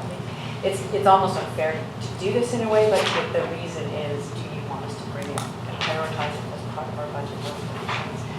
But really the decision on how much and where will have to come at a time when we see the budget. That helps. So then my second question, thank you, is we passed the climate emergency and we've got our strategic plan, and I'm just wondering how those things have or will filter into this, and just sort of intuitively, maybe in that context, in terms of economic development, we look more towards economic development around sailing vessels as opposed to big diesel-powered tugs, or start making those sorts of choices. And then, recently, a few months ago, there was an open house on the pedestrian bridge, and some of the sailors brought up concerns or special considerations they felt that sailing vessels needed. And so, as we're talking about some of these things in boat launches and so on, do we start to prioritize those things, or how does that, or when does that happen? Through the chair, I think that those items are prioritized or not through the budget, through the decision around the resourcing. So the actions that we've established within the marine strategy did apply a number of principles around climate action, good governance, long-term stewardship and sustainability. There are a number of actions, for example, that were elevated around that deal with the coastal flood protection strategy and sea level rise. So there are actions that are very tied into work that needs to happen to help us be more resilient. But I think ultimately the specific discussion that will happen through the budget cycle will enable council to prioritize specific actions that are well aligned with climate goals, and maybe not prioritize others that are not well aligned. Mary. So thank you for this report and update. It's really helpful. I agree with my colleague, Councillor Race, around governance, that we should have one body, not two, and create a mandate for that body. I think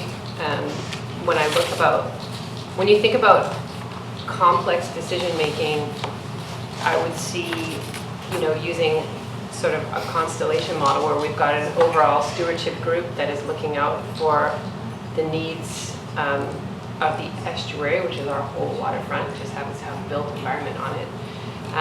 And then you would have constellations of people that would pop up around specific issues. So the partners at the stewardship table would be able to lead specific tables in their areas of interest. And I think we need to evolve our model of governance here.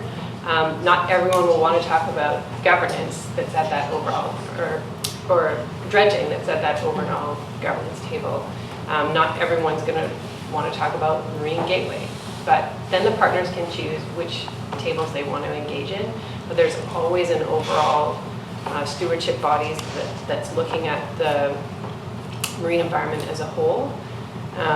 So I think our decisions around governance should happen in the short term because there are complex decisions and we need to weigh trade-offs. There's definitely trade-offs that are baked into the MAST document in terms of timing and implementation.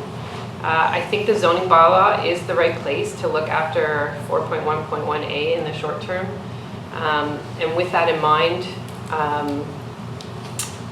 not to say there aren't longer term actions coming out of that, but it's a key piece of work happening underway. I think we need to, as Councillor Pettengill mentioned, the climate emergency. Our decisions around zoning need to future-proof the marine environment. So not only from an environmental standpoint in terms of the resiliency with sea level rise, but also how industry and shipping will change as we move to electrify more, to change the way we do things. So we need to be thinking about more ships being able to plug in instead of idling with diesel. And so what is that kind of infrastructure that we need to plan for and put in place as we plan out our various zoning for the waterfront area. I'm curious about the dredging piece in terms of when we might hear about the timing of the federal grant we submitted with the terminals. Because if there's a dredging boat coming up here, a barge, for that, then we could kill two birds with one stone. So, do we have any idea when we might get a federal response on our grant application? No, but it's sooner rather than later, and the work on that dredge portion of the terminal, in my understanding, will take place as soon as possible after that. So the timeline to coordinate that with the blind channel is probably gone already. Well, that's a fairly pessimistic approach. Well, just in terms of trying to coordinate that level of work at such short notice would be difficult. It's not impossible. But I'm not sure it's impossible. It's something to keep in mind. It keeps our costs lower if the company is already here. Might be an opportunity to bring those partners together sooner rather than later and take advantage of its presence to just move it over to the Mountain Blind Channel and do what we need to do there. I gather we need to do a feasibility study and figure out where we need to dredge, how much, what it looks like. But it'd be a shame to sort of miss that opportunity. So, anyway, good work, and I'm looking forward to seeing what comes forward in the 2020 budget. Thank you. I'm going to put myself on the list, and Councillor Anderson, I'll go back to you. Clarify, so my first point is picking up on what Councillor Race and the Mayor spoke to in terms of that single governance model, and I think that is a direction that we want to be going in, just in terms of there are lots of levels of jurisdiction with anything marine, and I think it gets really confusing really quickly. My question, I guess then comes to who is responsible for coordinating that, and I am still a little bit surprised that the district landed as lead for 60-something actions out of the Marine Action Strategy, which goes to suggest that the community thinks that it should be us. And so my follow on to that is there is a comment in here in the staff report about allocating $15,000 of budget for operational costs in terms of trying to keep this moving forward. And I'm curious just to understand what your thought is. Does that go to contracting capacity for this specific project, or is that to allocate more staff time? What does that look like?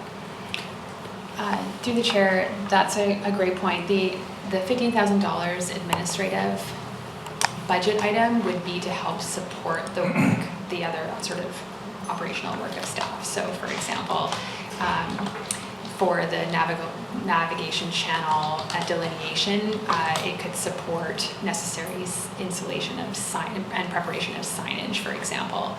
So it's basically a budget that's available to help complete work that is connected to a variety of smaller action areas. The larger actions will require dedicated special project budget. So you will see within the 2020 project budgets requests for or proposals for distinct projects.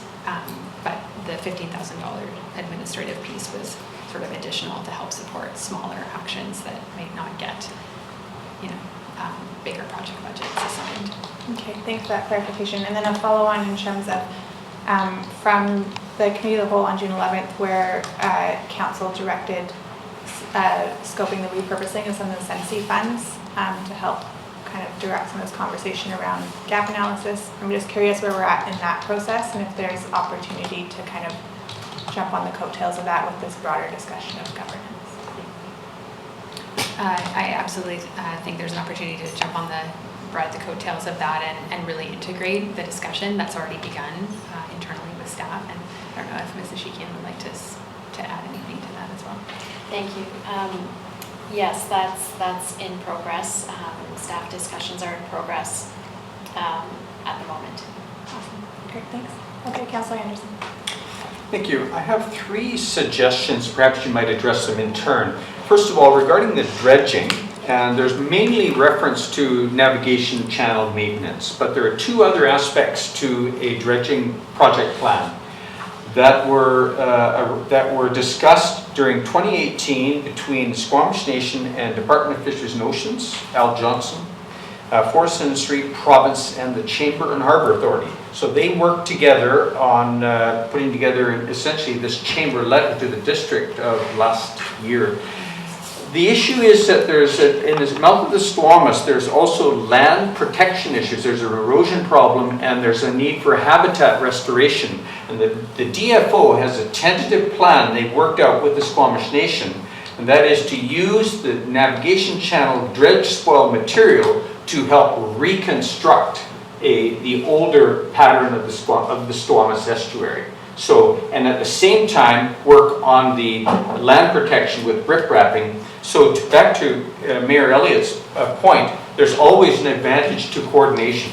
So the dredging project at the mouth of the Squamish has some coordination issues or opportunities, and the disposition of the dredge spoil is part of that as well. So I just wanted to highlight that. It's in the chamber letter, a need for coordinated plans at the mouth of the Squamish. Secondly, I think that you have on the, I guess it's where you highlight the OCP policies in the report to staff. I wonder whether, I'm sorry, I didn't give you opportunity to comment on it if you wish to, but I had a couple of further suggestions. The OCP has, I just count, about 8 or 9 sections on marine strategy. They're new mostly. So there may be some interest to collate these because they're found in various sections from transportation to environment. Whereas you highlight 2 key ones here in section 10, 12, A and B, but there are in fact several, and because they're new, it may be some interest to draw them out and look at them. And they're also such in the spirit, they're so in the spirit of the marine strategy anyway. I had one more point, but maybe you wish to comment on. Sure, thank you, Councillor Anderson. Through the chair, the overall intention with the long-term dredge management program is absolutely to coordinate, and we're copied on the letter that the chamber wrote and are aware of the work that's happening around the Squamish. And that is the desire. We're working in a very small area. It's also the intention to coordinate longer term, to Mayor Elliott's point, with future works with the Squamish terminals as well. The dredging is something that it's an ongoing program that's needed. It's not one and done, although there are major dredge works, but in terms of an overall program, absolutely we need to coordinate. So that is the intention. And with respect to the OCP policies and the directives, absolutely they are interspersed. That was the very integrated nature of the OCP, but we can absolutely collate them, bring them together to make sure that we are covering our bases and making sure that we're following the guiding policy. Yes, briefly, last month we had a presentation on the evacuation plan, and this was a landmark report, and the presenters acknowledged that there's always a work in progress, and one of the opportunities we may have through the marine strategy work is to add some marine elements.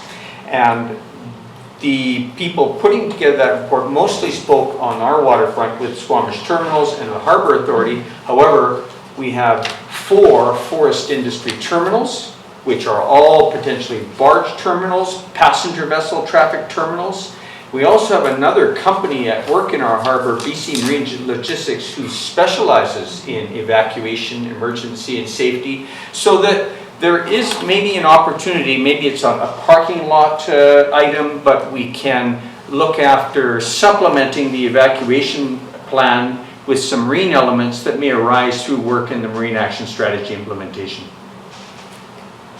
Thank you. Through the chair, that marine evacuation component absolutely is well aligned and could be integrated with one of the immediate actions, which is to basically develop marine transportation and access planning. And so now that the multimodal evacuation plan has been completed and that there's already work with other parties and the Harbor Authority in that area, for example, we can bring that in for sure. Thank you. All right, Council, we have 2 recommendations in front of us. I don't know what your pleasure is. I'll move the staff recommendation. So moved by Mayor Elliott, seconded by Councillor French. Any further comments or discussion? Councillor Anderson? Is there merit in bringing the Economic Development Department into a more of a highlighted position in, there are a number of maritime things in the work so far, the sector strategies and needs identified. I just wondered, because the report has been reviewed by a number of departments, I just wondered whether in future perhaps that department may be brought in as well. So we'll take that as a comment because we have a motion on the floor and we won't put staff in the middle of the motion. But we will accept that as a comment that economic development will be included as part of the future scoping pieces of the Marine Action Strategy for the 2020 budget. And over to Councillor Race. Thank you. Well, I just want to make a comment on the mask generally and the resolutions, because this started last council term. This report has been widely commented on very favorably in my experience since it came out. Particularly, I'm a member of the Ocean Watch Task Force, which is a subset of the Howe Sound Forum, and it's received a lot of compliments through that group, and they're looking at Howe Sound generally and different things. So it's really it's a good report. It's worthwhile working with this report and making it happen. The other thing that came out of that actually is interesting. I think Squamish has a lot to offer the other communities of Howe Sound right now. And a leadership position. At the last forum I was at, the only forum I've been at, but the last one, there was a comment by a senior councillor from another community in Howe Sound about how they were starting to look at sea level rise and stuff like that. And I sat there and thought, well, that's great, but you're 5 years behind us. So I think we have a lot to offer. Things like this report and other aspects for the other waterfront communities of Howe Sound. And it is a worthwhile thing to focus on. Just on the second item, I have comfort from the CAO that this is sort of the amount of work we're talking about is in line with other things and preparing it for a budget. So in that context, I'm interested in seeing relative to everything else how this fits in. And if I'm mistaken and this is actually a huge project to get those numbers, then I might want to reconsider. But I'm understanding it's kind of in line with our budget preparation. I'm happy to support this. Any further comments? I'll call the question. All those in favor? Opposed? Motion carries. Thanks so much for the presentation. If I might, I just wanted to clarify that in terms of our internal working group with staff, through the development of the Marine Action Strategy, we've had representation from economic development as well as basically in every internal project area, and to the benefit of the work for sure. And so we will continue to do that integrated cross-departmental work for sure. Thanks for that clarification, Ms. McJannet. All right. And we're on to the next one. We'll have Mr. Daly come and discuss the Boulevard Maintenance Bylaw update.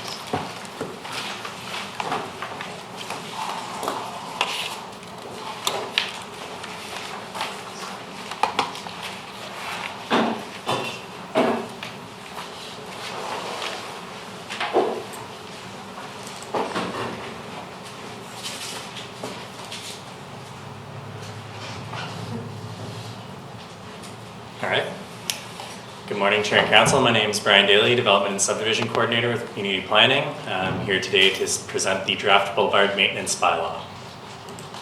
So Section 39 of the Community Charter allows the Council to require an owner or occupier of a property to take specific actions for maintaining the cleanliness or safety of a highway that is next to property that they own or occupy. Presently, these regulations live in two separate bylaws, the Boulevard Bylaw and the Traffic Bylaw. And staff currently enter into boulevard maintenance agreements on new developments to ensure that future stratas are aware of their maintenance obligations. This slide is showing an example of a typical boulevard area in a single-family neighborhood. The intention behind the Boulevard Maintenance Bylaw update is to consolidate the regulations regarding maintaining the cleanliness and safety of a public street into one bylaw. The new bylaw will improve clarity and clearly outline the responsibilities and level of maintenance expected of boulevard areas. Staff reviewed similar bylaws in other municipalities around the province prior to drafting the new bylaw. This bylaw will provide a useful tool for the Public Works Department to ensure boulevard areas are maintained to a consistent level of care. The bylaw will also reduce the need to enter into boulevard maintenance agreements as properties redevelop and in turn improve efficiency. Staff are seeking feedback on the draft bylaw before bringing it forward for readings. Some of the requirements outlined in the bylaw include clearing snow and ice from sidewalks and trails along the boulevard in front of a property owner's home, clearing garbage or other rubbish deposited in the boulevard, watering trees, grass, or other vegetation in compliance with the outdoor water use bylaw to ensure the vegetation remains healthy, cutting lawns in the boulevard, and pruning and trimming trees and hedges in front of the property. The Boulevard Maintenance Bylaw project page has been posted on the District of Squamish website since May 21st, 2019, and no comments have been received to date. Staff are implementing an informed level on the IAP2 participation spectrum. So staff recommend that the District of Squamish Council direct staff to prepare a Boulevard Maintenance Bylaw based on feedback received at the July 23rd, 2019 Committee of the Whole meeting. That concludes my presentation. Any questions? Thank you, Mr. Daly. We have Mayor Elliott and Councilor Rice. Thank you. Makes great sense to consolidate everything into one bylaw. Just a quick comment on your draft bylaw. There's a whereas clause in there that has no words after it. So thank you. Take that out. My question is, this bylaw says a lot about no owner or occupier shall, but it doesn't say what they can do. So, for instance, it says plant, place, or grow food crops, berries, fruit, or vegetables, or other attractants for bears. But can I plant a flower? I can't plant a tree that might overgrow or obstruct us, but can I plant something small that doesn't do that? So while there's lots of you can't do this and you can't do this, but you must do this, there's no clarity for me in this about can I alter the boulevard at all? So through the chair, while that's not necessarily clear, there is some provisions in there that through getting permission through Public Works, you could plant some items in there. However, if operations needed to go in and do some work in that boulevard area, they would remove that and would have no responsibility to replace any improvements that were put there. But that is a valid comment, and that could be highlighted before it's brought back to council for readings. Yeah, I think sometimes with our bylaws, we don't necessarily make them community friendly. So whatever precedes the bylaw or goes with the bylaw or just an announcement to the community, it's sort of like, hey, it's a good idea not to touch the boulevard, but help maintain it. You'll need permission. So just really in plain language, because sort of the general public reading this might think, oh, I could plant something maybe. I don't know. Some people do like to spruce up their boulevard. And we do have instances downtown where we're using a boulevard to grow food in the community gardens on Main Street, but we're saying that that's actually not allowed elsewhere. So just some clarity around that is important, I think, for the general public. Councilor Rice. Yeah, this is going to sound trivial, but we might think about renaming it. When I looked at this, first thing I thought of was the boulevard. There's a street called the Boulevard. And it was only in my mind, when I think of boulevards, I think of the two streets with the median in the middle. And there's only, to my recollection, two of those in Squamish, the Boulevard, plus the one that leads up to the Senior Center. And we're talking about all of the frontages between sort of homes or businesses and a roadway. And is there another name we could give it so that people don't think, well, it doesn't apply to my street, it only applies to the boulevard? Just to make it a little bit more user-friendly. And I haven't a suggestion, but I just thought that, you know, given the fact, especially in Squamish, because probably very few communities have a street named the Boulevard, we have one called the Boulevard. And so, just to stop the confusion, maybe just let people know, yeah, it does really apply to you. That's a valid comment. I don't really have any suggestions off the top of my head, but we'll see what I can come up with. All right, Councillor Anderson. So we have in Squamish neighborhoods that are older with narrower streets and curvy streets. And situations that I notice, and I know that a couple of the bus drivers I have spoken to notice this as well, is sight lines being obstructed by vegetation, but not necessarily, and I looked through the draft bylaw to see where this may be covered, and I'm at Boulevard Maintenance 6.1H. Now the text of that is I have to complete the sentence there. No owner or occupier of real property adjacent to a boulevard shall obstruct sight lines from driveways or sidewalks or when located near an intersection. Some of these situations on our curvy streets are not close to an intersection, so I'm wondering whether it might be given some consideration that we just adapt the phrasing to cover these other situations. It can be long meandering roads, like Northridge Drive is one of them. It's not close to an intersection in a couple of situations. And I know there's other situations in the Highlands as well. So that the language can cover those vegetation maintenance issues that aren't necessarily close to an intersection, but do affect sightlines. I looked elsewhere under hazardous condition and other areas of the definition. I just didn't quite see it covered. Thank you. Councillor Fango?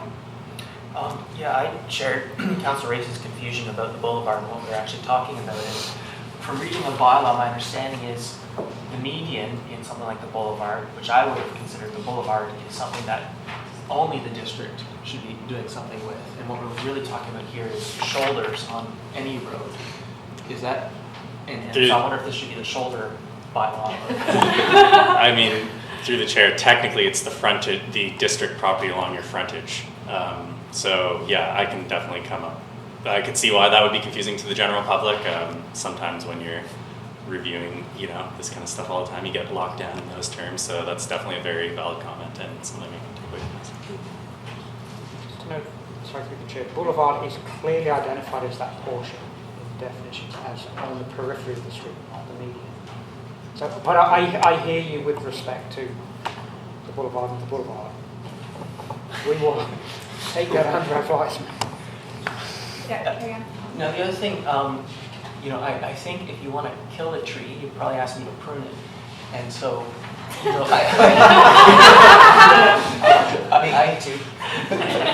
I can understand if I bought a house and a tree is there, I might be accepting responsibility for taking care of it, going with that eyes wide open. But what in this, or is it important for us to sort of say what restrictions there are on us to sort of plant trees or impose new maintenance on existing properties? Or how do we envision reconciling that?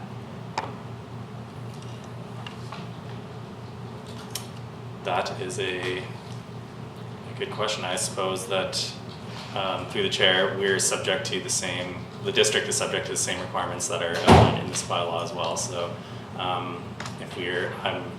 Bob, maybe I could ask you for some help on the answer to this question. Morning, I'm Bob Smith, Director of Public Works. In regards to the trees and doing the nasty trimming jobs, we actually we're not arborists either, so we put that off onto the homeowners so that they can fix up their trees as they like. Sometimes what will happen is we'll run into some issues where they start to infringe into the road and now all of a sudden they're hitting mirrors of vehicles and stuff. So we'll send them a letter and give them the opportunity to do that. Because it may be a tree that they got from their grandmother or something years ago and they want to make sure that it's trimmed properly. So in answer to that question, we put the onus on the homeowner to do that. As for us, We try and maintain our trees. Crumpet Woods, for example, is a good one where we've got tree bags on all of the district trees when there was that drought condition, so we do our best to keep them surviving. We don't really have a budget to do replacement, so we try and do as best we can with the maintenance side of it. But as for replacements, typically if we get a bunch of them die off, we'll, depending on the neighborhood, of course, if it's downtown, then we treat it a little bit differently. So kind of going around in circles a little bit here, but trying to answer your question, but it's kind of a case by case. In some areas we won't replace, in some areas we do. So, and I guess and maybe it's, given the budget comments, it's sort of an edge case, but if we decided to put, 100 trees down the street, now the homeowners are all of a sudden responsible for a whole bunch of new care that they didn't have before, and so do we have any obligations in and around, just consultation before we do that, or is that just, we'll do it if we want to, or how do we foresee that? Yeah, through the chair, it's typically the developer that would do it in a new development. That's typically where we see it. If we did a revamp downtown, that we would likely consider street trees, and typically the street trees downtown we do look after because they're very challenging. They've got tree grades, and it's a lot more difficult. So I think if we went in that kind of an instance and did a downtown revive, then yeah, we'd look after those ones. But in the new developments, it's up to the developer to put them in, and then it goes to the homeowner to maintain. Councillor French. Thank you. I think that Councillor Race's point about the wording isn't all that trivial. I think it's actually very important, and I like your use of the word frontage. I think maybe there's a place for that in the title of this bylaw. My own property situation, I think, is a really good example of the confusion that exists. I have a ditch that goes on two sides of my property. I have a significant amount of sidewalk that I spend a lot of time shoveling snow off of, and a big grass patch on the other side of the ditch that I spend a lot of time mowing.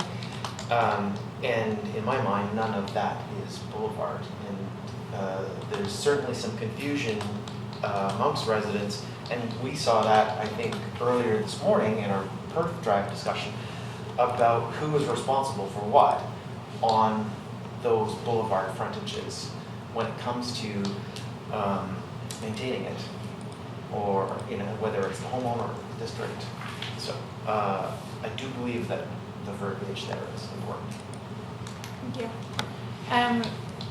I'll put myself on the list and I'll go back around the table if folks have further comments. I agree that it's good to consolidate these things. I think it facilitates our citizens being able to understand what it is that they're responsible for. My question is with regards to section 6.1C. In particular, it says that no owner or occupier of real property adjacent to the boulevard shall plant any tree, hedge, bush, or shrub on the boulevard, which, once fully grown, will likely have a height in excess of 1 meter. And I just wanted to clarify what the coordination was there with the Subdivision and Development Control Bylaw, which has in section F2 a long list of trees and shrubs that would be permitted in terms of streetscape, and why we're limiting necessarily in the boulevard when there are other areas in town where you're allowed to have taller trees. I understand that there's concerns around sightlines and access, but as trees get older, and I'm speaking from experience here where we've recently had a whole bunch of trees taken out of a boulevard because they were a hydro issue, but there's interest in returning some sort of foliage to that area. And so what is the consideration there in alignment with the Subdivision Development Control Bylaw? Through you, Chair. So the consideration here is 1 meter is, not that substantial of a height, but it says that without written approval from the director.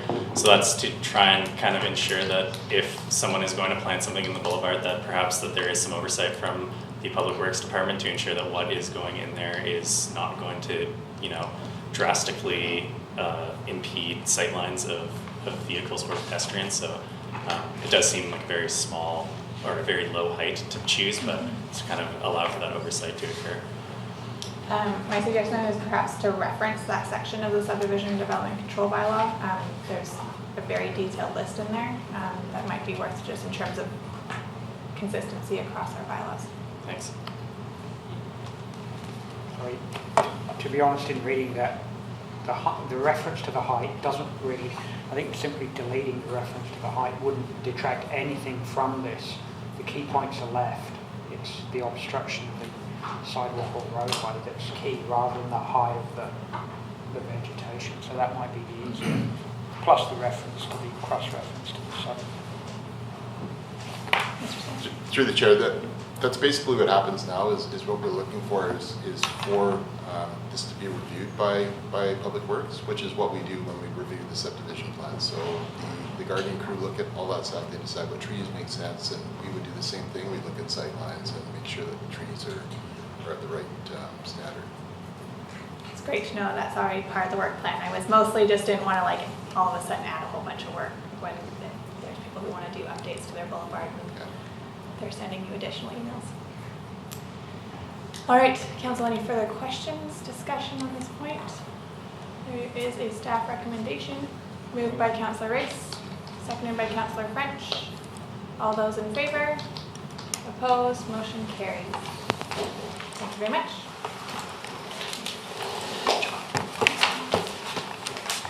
All right, and we are back in Committee of the Whole.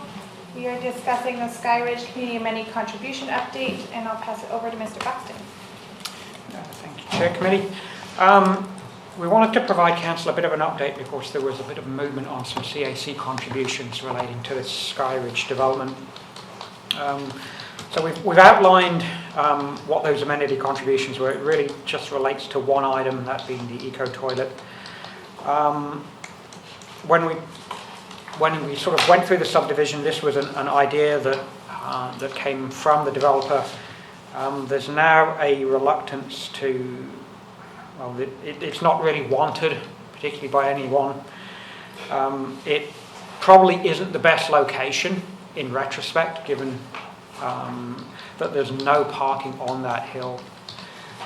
So the idea at the time seemed good, but now we're into it, so to speak.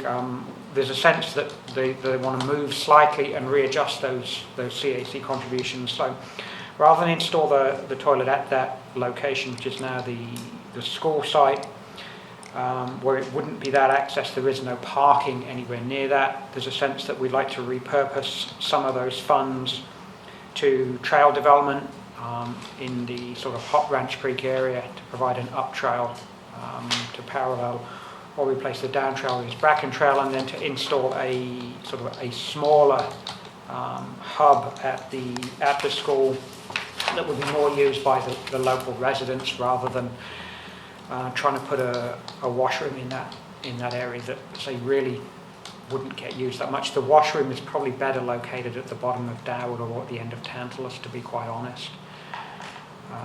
So, I mean, typically the CAC contributions don't change that much. Sometimes they do change a little bit, hence we sort of wanted to let council know that in this case there's been sort of a shift in how the developer wants to deal with the CAC contributions. We thought this was a reasonable alternate to offer. So we sort of wanted to just let council know that there was a slight shift in what currently had been understood. Thanks. And I think I pulled this memo from during the last meeting. So my question was really in terms of, it flagged for me because we were shifting the CAC from trail infrastructure to trail development. And that to me was the flag, was I think that it's often easier to find funding and volunteer hours and work to do trail development and maintenance. It's a lot harder to find that funding pot for trail infrastructure and managing that neighborhood interface. And so, although I appreciate that we're now in the middle of the process and there might not be that much interest in having a toilet in your community, and there isn't perhaps parking there, there are no toilet facilities on that north end of the trail network until you get to Alice Lake. So even if you're riding a bike or running and eventually you need to go to the washroom, you don't really have an option other than in the forest or in somebody's yard. And we got a lot of letters when there was that discussion around lot 6 and turning that into a trail of folks that were using people's lawns at the end of Tantalus as a washing facility. And so my question back to staff would be trail versus trail infrastructure, and where do we start to put that emphasis?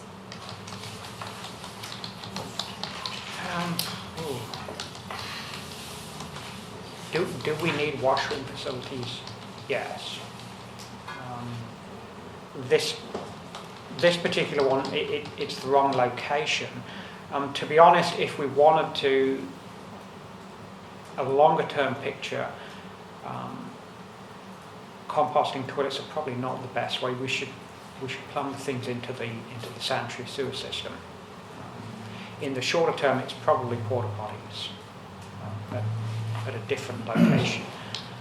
We have funding to do that. If we wanted to do it at the bottom of Doward, or perhaps at the end of Tantalus, probably at the bottom of Doward's a better option.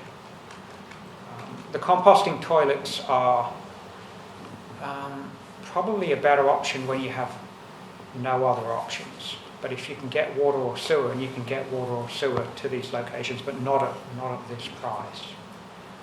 Long term, do we need to consider at trail hubs having sort of the battle-hardened prison-grade washroom facilities that are plumbed into water? But that's the reality that we deal with, is that anything else gets abused and gets destroyed. So that stuff's just expensive to do. So the longer term solution isn't composting toilets or porta potties. It's the real battle-hardened stuff at certain locations that are plumbed to water and sewer. So. Can I ask Mr. Buxton a question? Yes, of course. Uh-oh. I'm in trouble.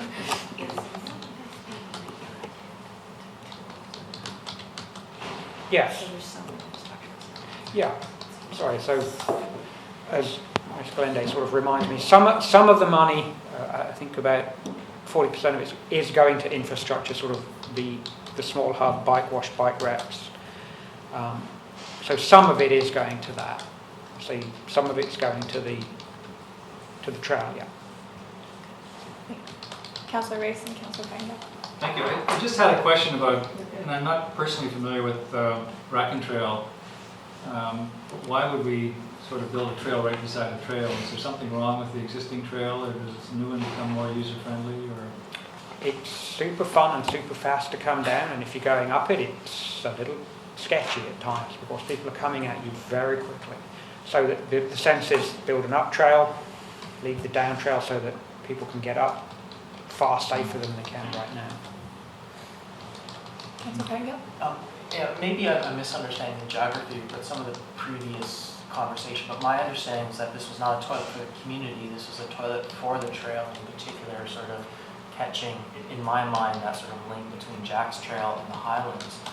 And in my possibly naive understanding, there's still a value in having a toilet, even if it's not ideal, but 50 or 100 meters off the main route, so that people aren't pooping in the woods.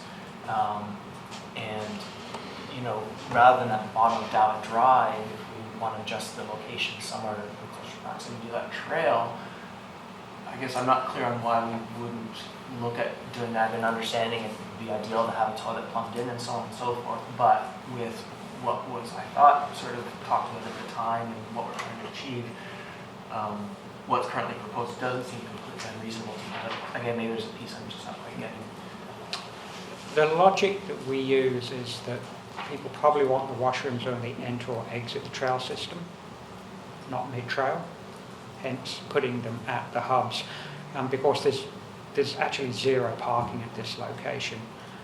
If we're putting washroom facilities, it's probably better at the bottom of Dowd where we sort of have a bit of a hub developed already, or at the end of Tantalus. That's the logic, for better or for worse, that we're implementing. Councillor Harper. Thank you.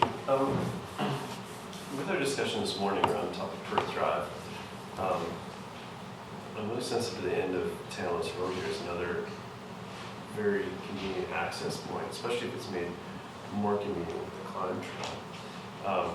there is a trail missing from this map, which is a new Craig, I think it's called Craig's Connector, that comes from the school into, through this piece of crown, into Bracken Trail, and provides it up into Jack's Trail, which starts to grow the hub potential at the top here of Dalwood Drive. And there's a school parking lot there.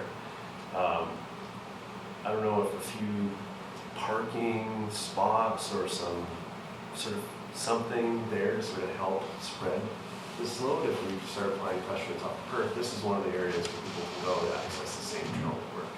So I'm a little concerned about where that goes and whether that ties into exactly whether it's a toilet or whether these funds are used for something else. There's pressure to move those people, and this is one of the main points for that. So I don't know if what the potential is at the end of Tanos Road for some parking, or at least getting out in front of that, whatever it is we want them to do.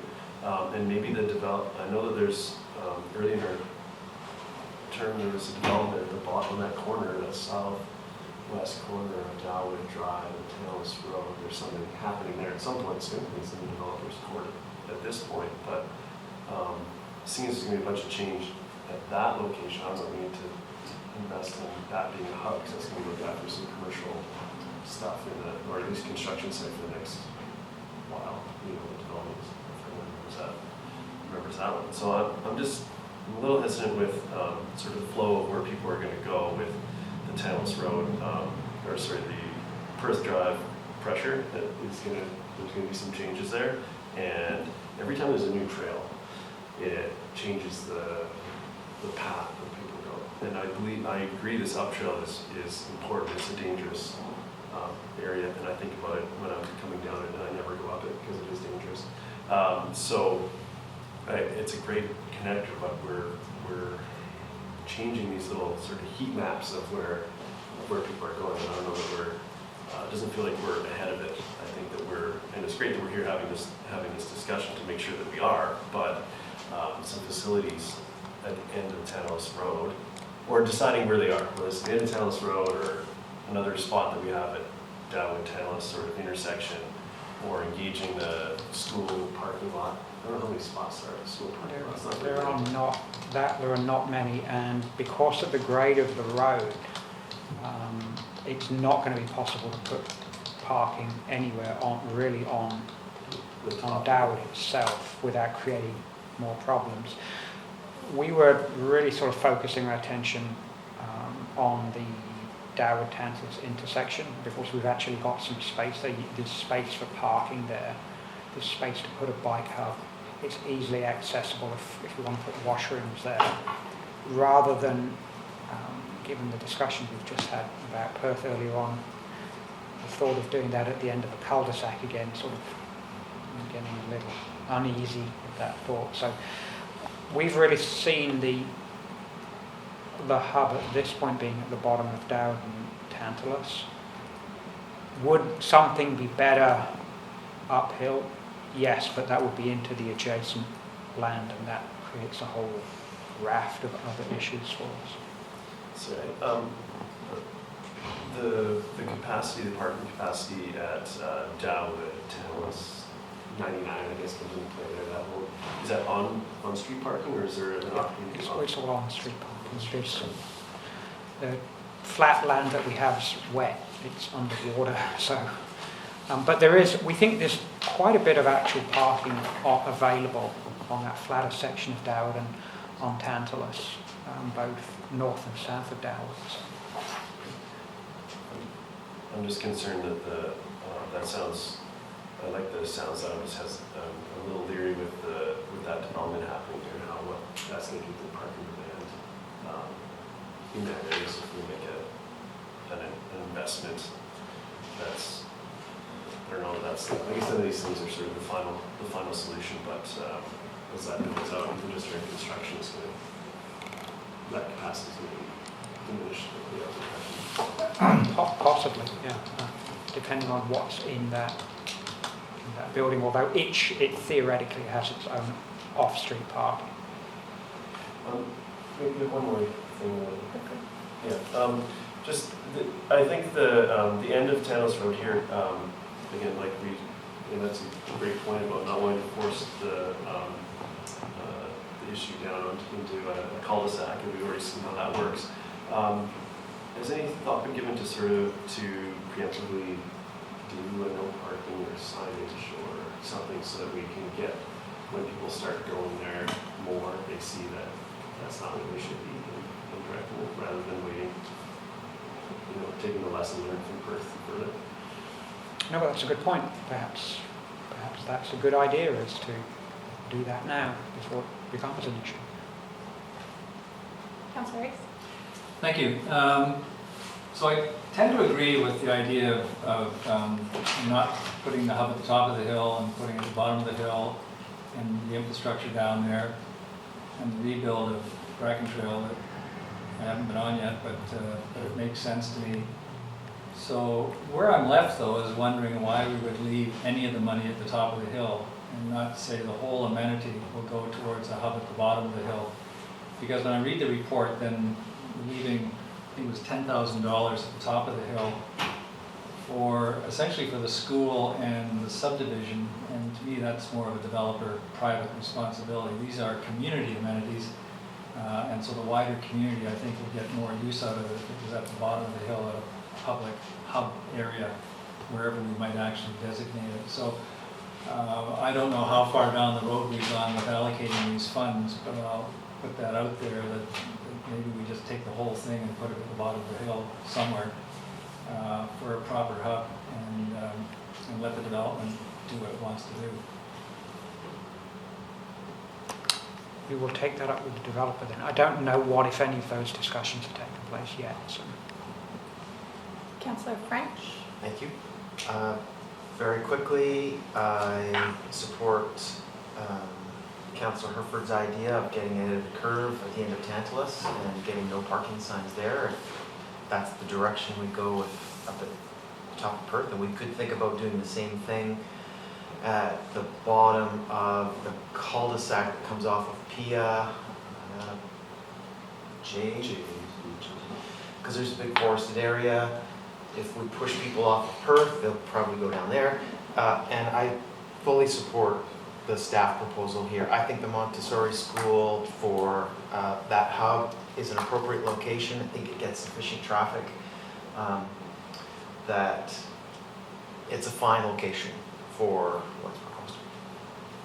Can I just clarify that point, because we've heard that the Montessori school is not a good location for a hub because there's limited parking at the top of the hill, and that we're... So we think with respect to the washroom, it's not the best location for that. Would it get used? Would the stuff that we're suggesting be used? Yeah, probably. But if there's a sense we want to move everything down to the bottom of the hill, we can certainly follow up on that.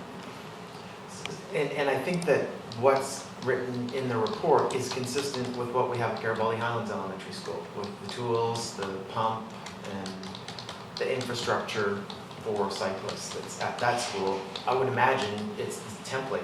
What's at Garibaldi Highlands is what we would see at the Montessori school. I think that is going to catch on at Garibaldi Highlands. Some people are aware that it's there, and as more and more people become more and more popular, more and more used, I think we'll see the same thing if we locate this infrastructure at that Montessori school. Yeah, I'm just looking for clarity about what we are proposing, because in my mind, it does kind of make sense to have all that infrastructure at the top there, and I don't have to pedal uphill, or as much uphill at points, but or have it all down at the bottom, if that's a better solution, but splitting it doesn't necessarily make sense to me. Yeah, I think from what I understand, there's limited parking at the top. And so if we do put some infrastructure there, some of the hub infrastructure there, it would be for folks who are pedaling up the hill or passing by on jacks or live in the subdivision. But we're not intending necessarily to make that a park and go adventure hub. Is that correct? Correct. There really is no parking and no hope of really getting any parking at that location. Councillor Herford? Thank you.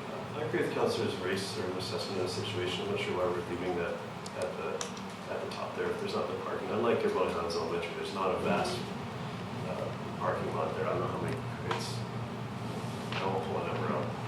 but it's not very many parking spots. So if we're going to develop and if we're going to encourage people to park at the bottom of Daly Drive and Tantalus, then we should do that by putting all our pieces in one spot.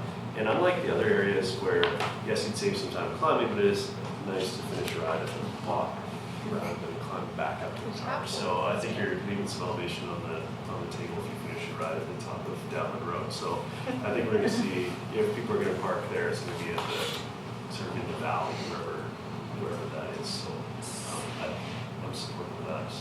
So to help pull this together, I might suggest a motion that staff consider development of an adventure hub at the bottom of Doad and or Tantalus, at the end of Tantalus, while redirecting the Sky Ridge community amenity contributions.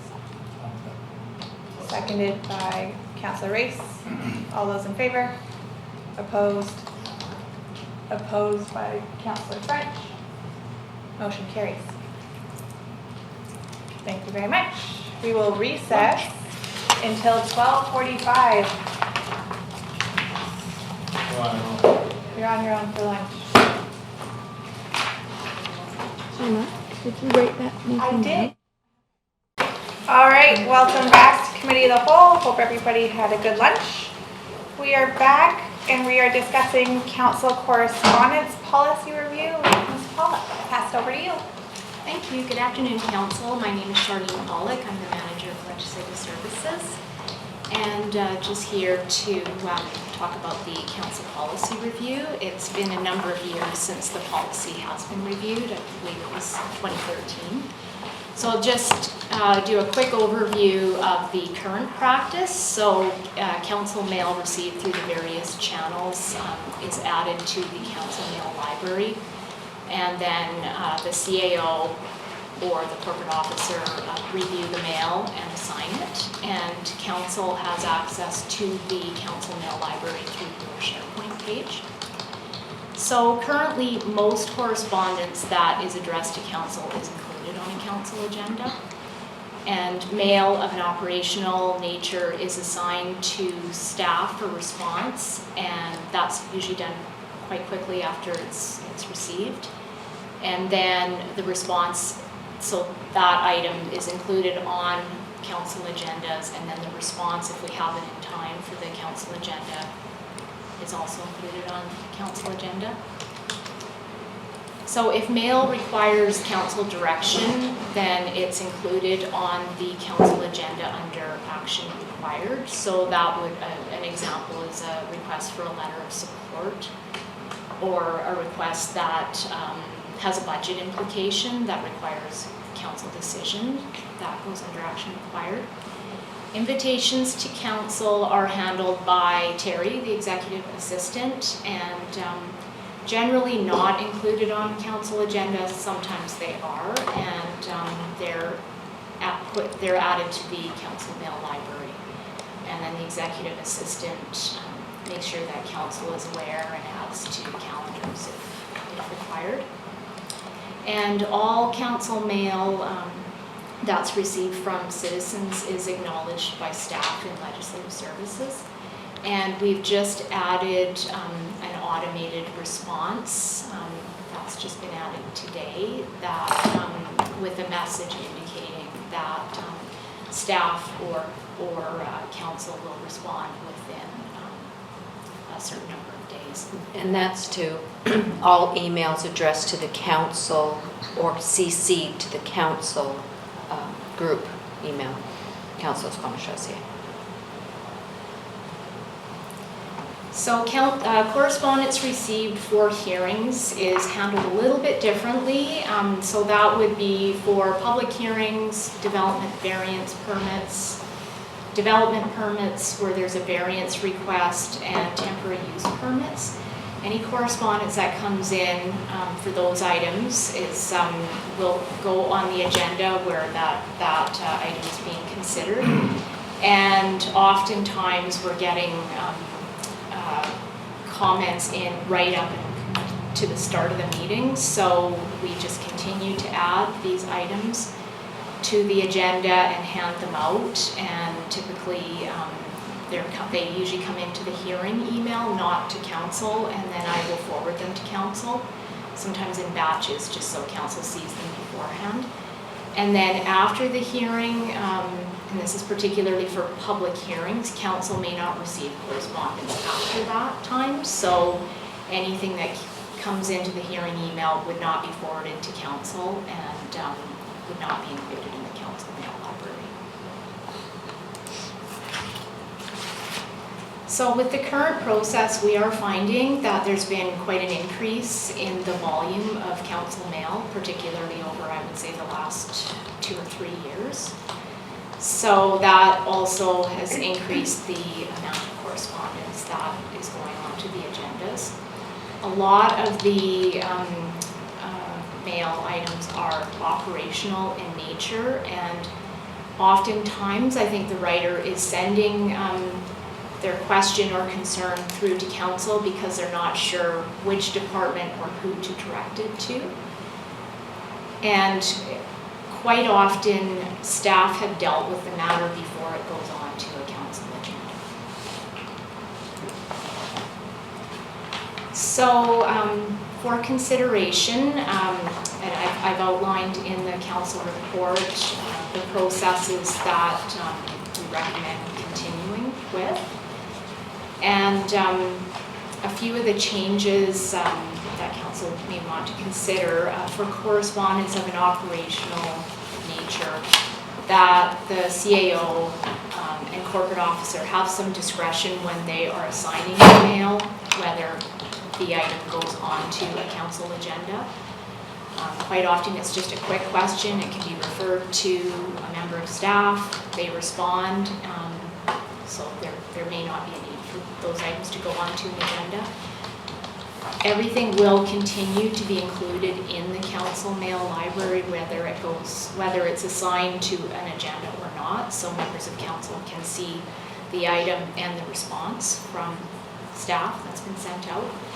And then suggestion that members of council have the option to request that a piece of mail be included on the agenda if they see that it's been directed to staff, not included on an agenda, then they can request through the mayor or the acting mayor that that item be included on an agenda. And then there's a few items that we're recommending not be included on council agendas, so that includes invitations to council. As I mentioned, quite often they're not included now, but just recommending that they not be, and they'll continue to be placed in the council mail and handled by the executive assistant.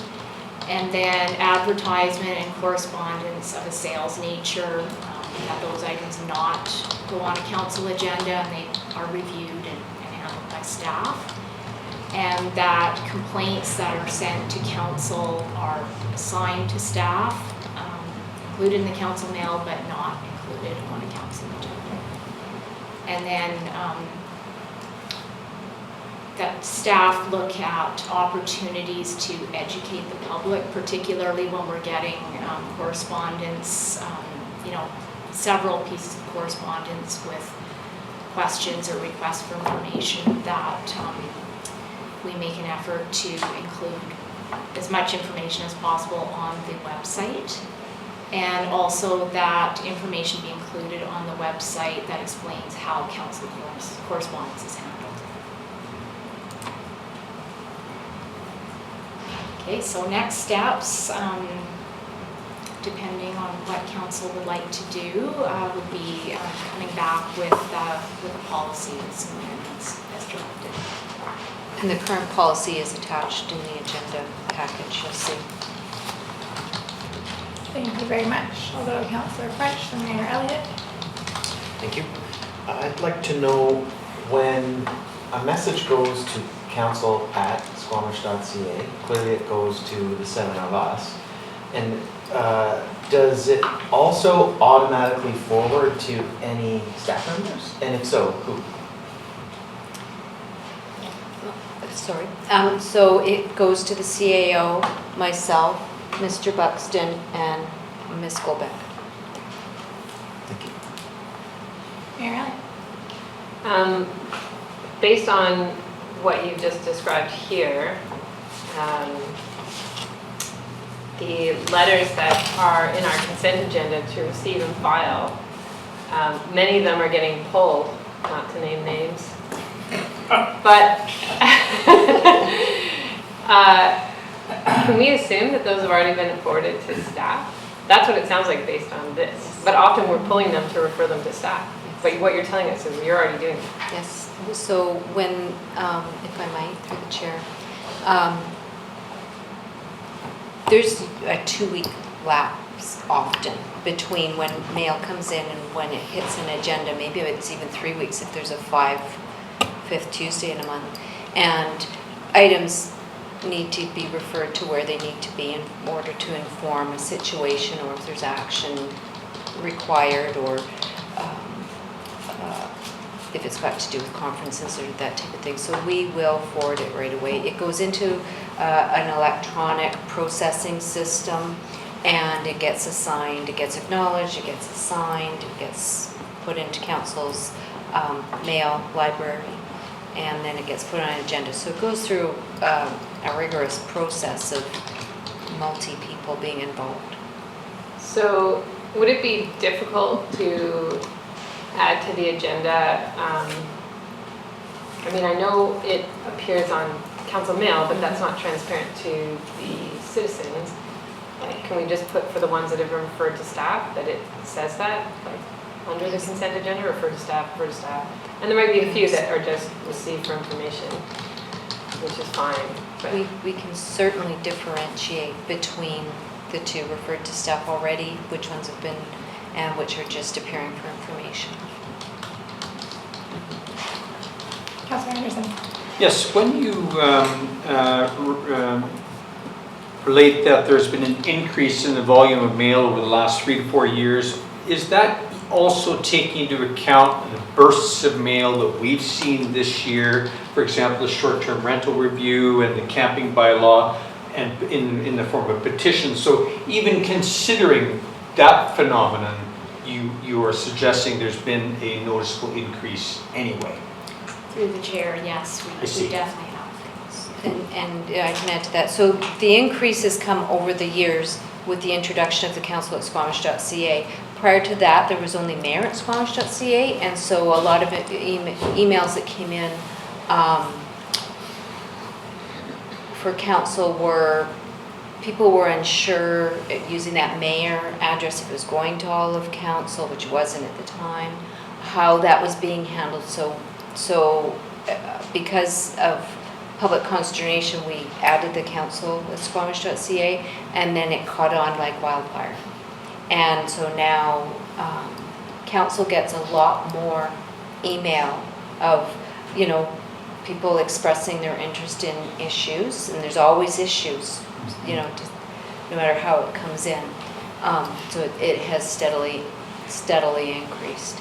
A lot of it, you'll notice a lot of the information that's under correspondence is email versus a letter or something from another level of government, which is where we used to contain it to, is things of community interest that we were receiving from other agencies, other municipalities. But now it's everything, because that's sort of what was decided previously. Ms. Pawluk? And I just wanted to add also through the website inquiries, on the drop-down menu on the contact section on the website, there is a comment to council, so we get a number of comments to council through that as well, and then also through the admin email. So there's a number of channels that's received through. Councilor Pettengill. So a couple things. With what's proposed, if I'm checking my inbox regularly and reading all the agendas, is there anything that might show up on the council mail library that I wouldn't have already seen in those other 2 places? Through the chair, yes. So that would be, anything that comes in through paper mail, so that would be scanned and added to the council mail, so you wouldn't have seen that through your email. And then through the website inquiry or admin email, so you would have to go into the council mail library to view those. So I'm just wondering if there's a way we can think of, because there's a fair bit of overlap between those three places, and I guess it gets more challenging to sort of identify, okay, what I've already gone through and where are the ones that I may have missed. And so if there's anything we can think of so that there's less redundancy between the places we have to check, or that there's fewer places to check to make sure we're getting good coverage on all the correspondence that's coming in. So right now, where we've sort of grown into is that 98% of everything goes on the agenda. So that's the primary place. If there are things that are not generally public, like complaints, those are the ones that you would receive through another channel. We will filter out marketing and sales. So that's in that 2%. Even though council still typically sees them in your email, you don't need to just rely on seeing it in your email. I think what the question here is, does council want to reduce what they're seeing on an agenda? You know, is it are there certain types of emails that, or correspondence, sorry, that we should be filtering out? Should we be taking the ones that are operational in nature, that people are just sending to the district, but they send it to council? You know, should we be filtering those out from the public agenda? And I think that's sort of what the question is right now. Okay,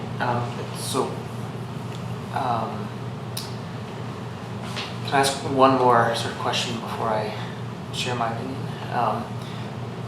Just for clarity, in terms of public hearings and meetings, what is the cutoff date? Because, you know, I appreciate getting all the letters, but, you know, sometimes we get that blue stack, you know, half hour before a meeting for me to read through and absorb them. I've already got plans, there's other things I want to just refresh my mind on before the meeting. And just so, you know, the public has an understanding and we're doing things that we should be doing, like, can we set a cutoff? Like, if it's not in a day before, it's not making that meeting, or how does that? So we advertise and we try to encourage the public through other channels in the letters, notices that we send out to have everything here by 4:30 on the day of a hearing.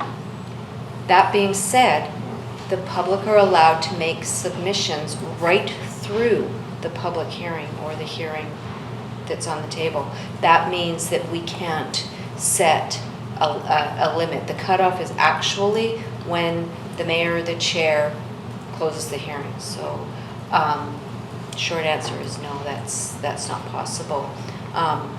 To reduce that blue stack if they come in sometime between, you know, when the agenda goes out and the close of the hearing. They're still going to be getting blue pages.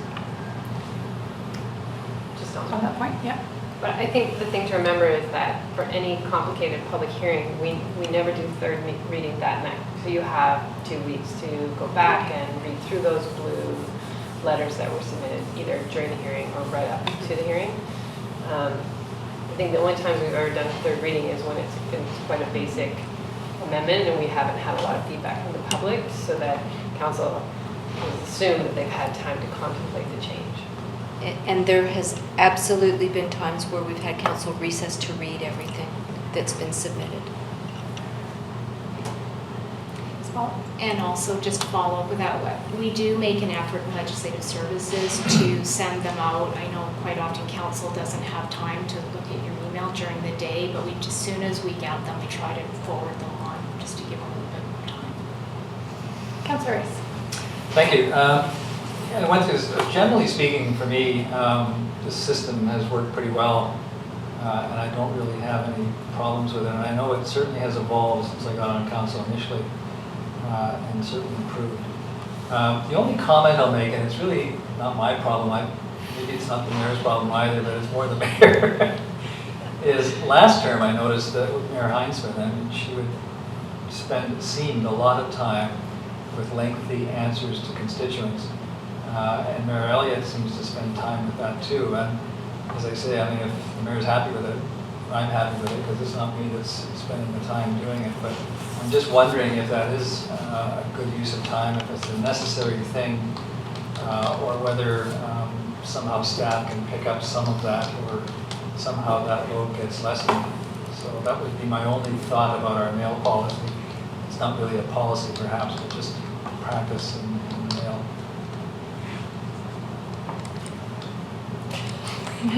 Over to you. Well, that was one of the suggestions for consideration is, you know, that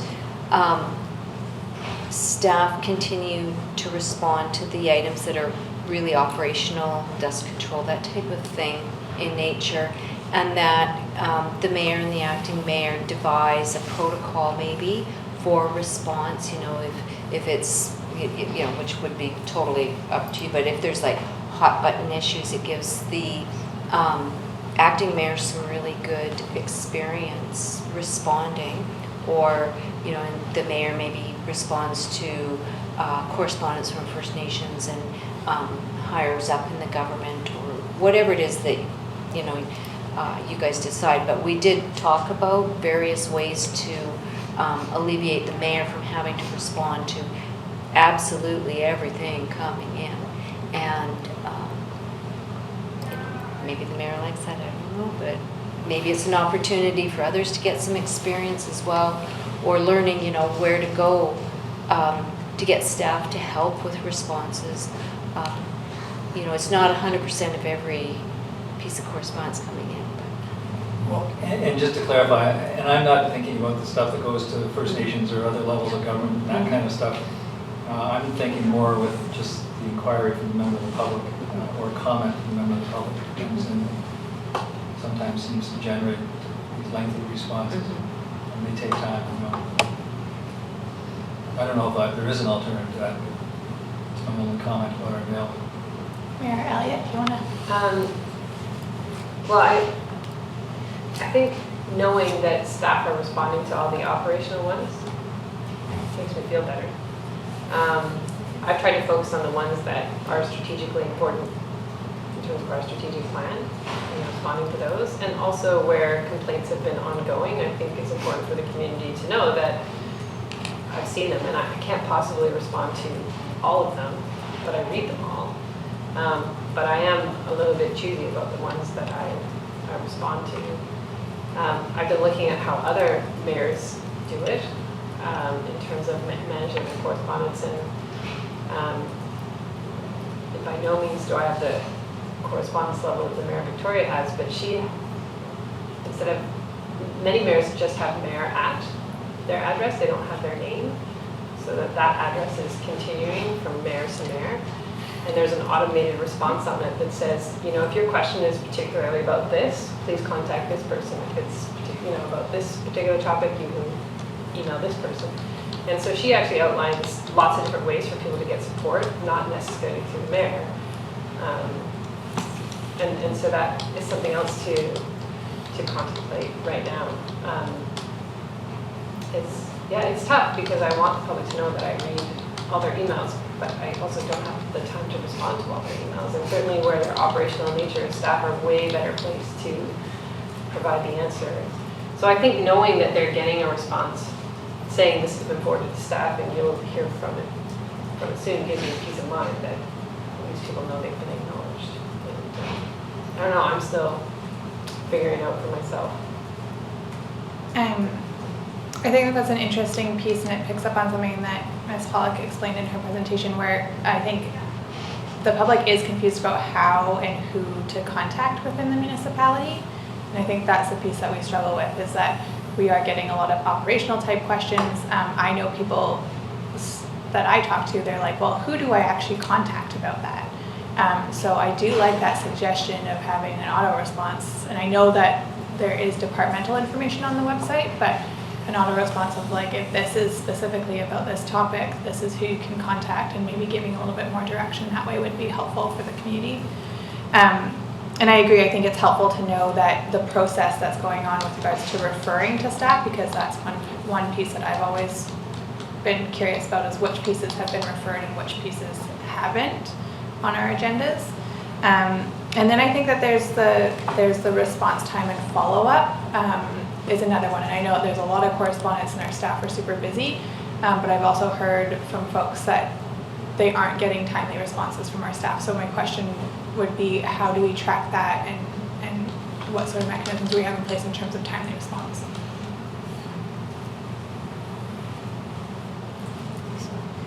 So when staff respond, typically they will copy the CAO, corporate officer, quite often I'm copied, so that we do know that it's been responded to, and then we'll copy it into the council mail. In legislative services, we acknowledge all mail from citizens and let them know that it has been sent to whichever department, whether it's engineering or planning, and that they can expect a response. So at least they do get something right away. Helpful, thank you. Councilor Pettingill? So just sort of thinking about everything discussed so far, what I would love as to see, and I don't realize that some of this may not be immediate, but that the council mail library is all-inclusive and has everything. If it had a place to somehow identify, and I can't remember if it already does, whether or not I read something in the council mailbox or not, and then also, a flag or some sort of identifier. Would this have been in my mailbox? Will this be on an agenda? So, on the weekend when I'm reviewing the materials, I can sort and find just the ones that are only in the council mailbox to go those first, but I still have that one sort of master list of truth, just from a personal process perspective. And, some of those things I'm sure I can figure out, but I'm just ease of use. If there's a little flag in the sort of table, summary table, it'd be wonderful. And I realize from a technical perspective, that's not necessarily. Through the chair, so I can respond to that. So in the council mail library, it does have how the mail was received. So that would be a pretty easy way to see if it was received through council mail, and then you've seen it. It also indicates if it was received at the front counter, if it was received through a website inquiry, through the admin email, and I think there's an other category. So that would be one way, and then we indicate in there, referred to staff, it's got the name of the staff person referred to, and also if it's included on an agenda for action or receive and file, and if it's for action, there's often a staff recommendation included in there as well. So there is quite a bit of information in there for council to see, but open to suggestions if council would like to see more information.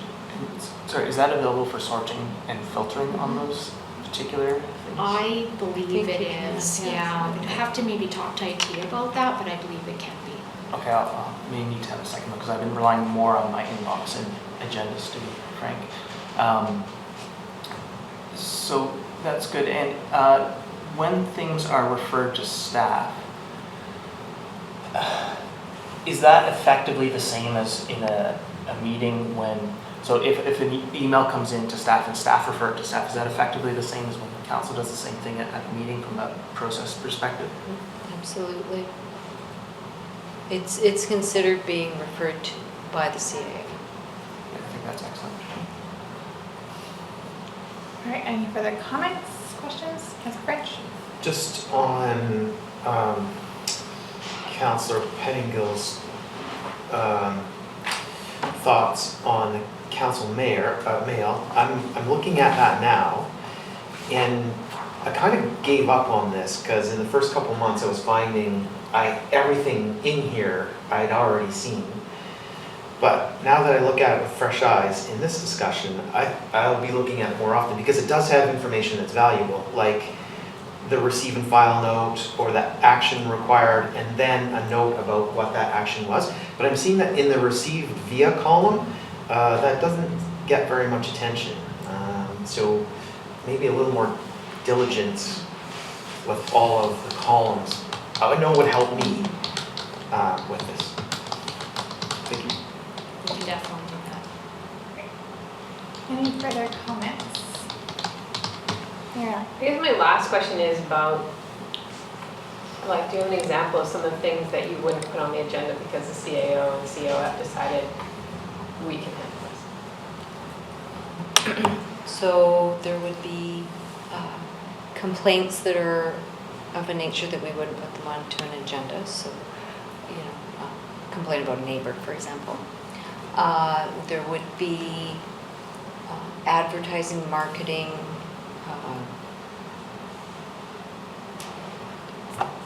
things like that, a request from a developer to meet with councillors. Like, we will not put those on agendas.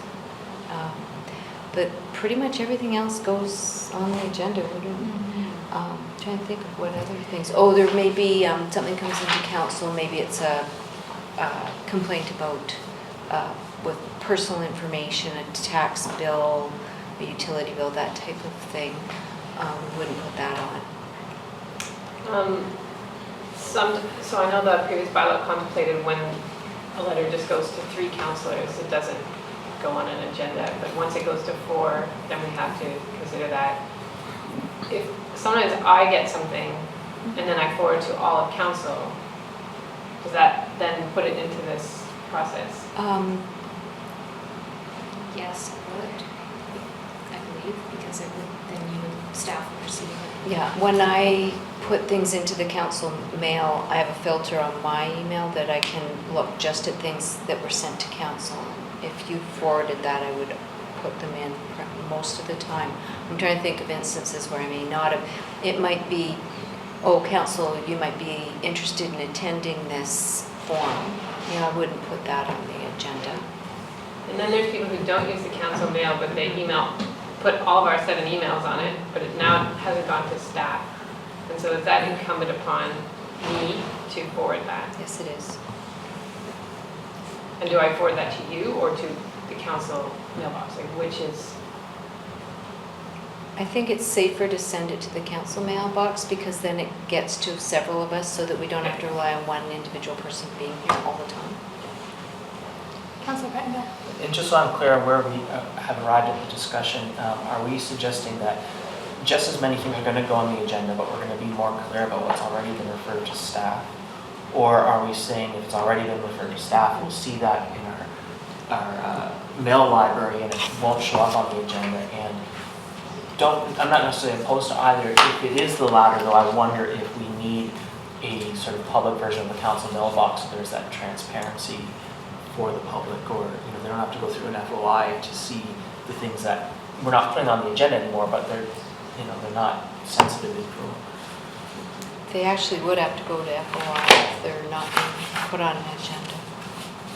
That's what the legislation is.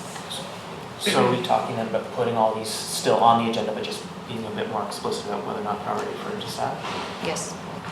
So I think the proposal was to just make it more clear on our agendas that all the correspondence is still there, but there's a differentiator between those that have been referred to staff and those that are appearing for information.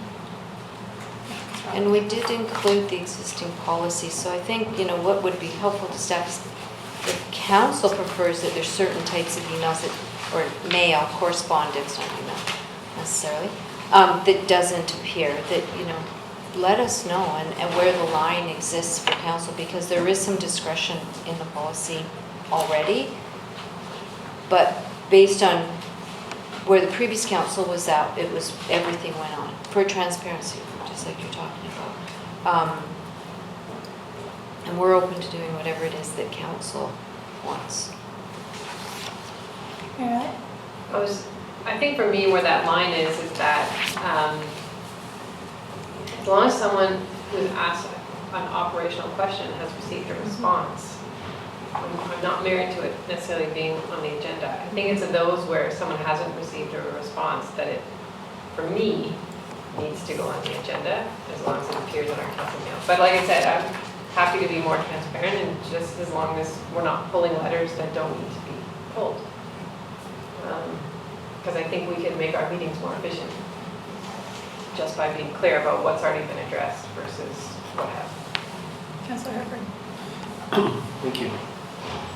I think I think the greater clarity on what's already been been handled, would be great, because that consent agenda could be consented to. I pulled, and I know that there's, I pulled letters from that as well, but also sometimes I go into my council email and I'll see, oh, there's correspondence from the public, well, there's the response, reply, I can watch this conversation and go, oh, that's done and dusted, and then it appears in a consent agenda, and I know that it's been sorted, but in other instances we're sort of, maybe we're not seeing, maybe that's already happening and we're not seeing it. So I appreciate the transparency of having them listed and available if anyone wants to read them or see if they've had similar concerns or something, they can see what the response has been. But if that consent agenda portion, which seems to be the right place to put them, could flow that way, that would be great. Then it'd be an exception when we pull the letters. And sometimes responses are not in an email or in writing, they're by picking up the phone call or by somebody coming in and having a sit down with somebody or a cup of coffee. That happens as well. I think it's back to what the mayor says, is having that assurance that if it says it's been referred to staff, council trusts that something's happening and it's being taken care of. And where we are talking about things that are generally operational in nature, that 50% or 70% of the time council wouldn't even be aware of if the person, if that hadn't been received to the council email address. Do you know what I mean by that? Yeah. Okay. Yeah. So if we say refer to staff and there's actually not a written response that appears, but you have that assurance and that confidence, then that might happen over time. I might also suggest that there's a portion of council responsibility here in terms of if you do want to pull a piece of correspondence from the consent agenda, that it's worth looking through the council mail library to understand where that piece of correspondence has ended up with regards to staff.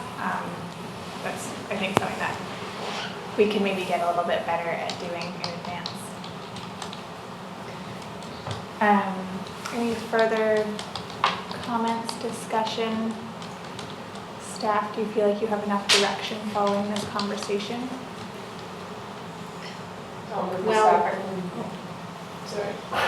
Or I just wanted to clarify, are there some amendments that council would like to see to the policy?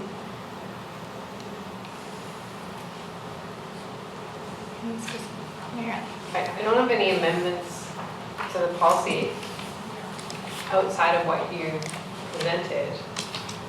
And I think education of the public is a big part of that. It's just putting on the consent agenda which ones have been referred to staff for clarity.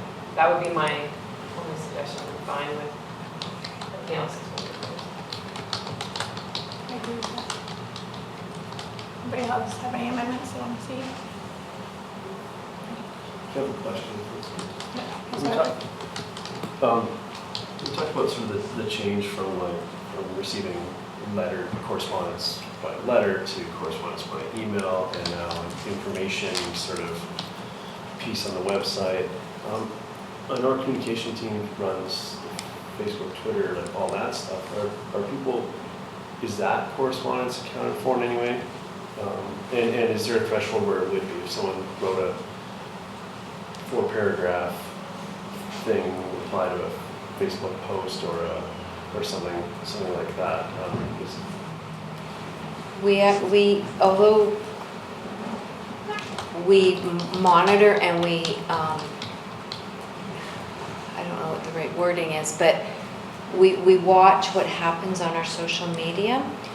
That is not an official means to provide the District of Squamish with feedback specific, so a public hearing or a development. We use it as a tool to prepare other types of communication collateral and to educate or to see these are hot button issues. Like, I think the camping one would have been a really good example of that. We did see some information out there, and we undertook an initiative to counter that with the camping bylaw. But our official means of communicating with the district or with council are in written correspondence directed to. Because it goes so rapidly, and our communication team are always monitoring what's out there, and they will let us know. That being said, there are some private messages that come in, and they will forward those along to where they need to go, and sometimes that's to council as well. And those are usually neighborhood hot issues that happen. Colin? And as a counselor, I know that my Facebook blows up from time to time. People send me stuff on Instagram as a way, so I was just wondering where the threshold was there. So private message of something urgent might get referred that way, but not comment section. I mean, we don't, and I'm not saying that we should go that far. I was just trying to figure out where that threshold was. So. It's not an official means of communicating with anybody except for communications, really. Councilor Pena.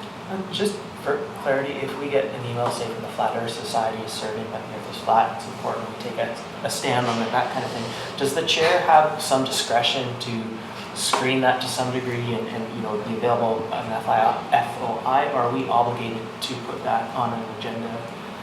The policy currently gives a little bit of discretion as to whether that the CAO or myself will put that on, or the chair, whoever's putting an agenda together, can say, let's not go down this route.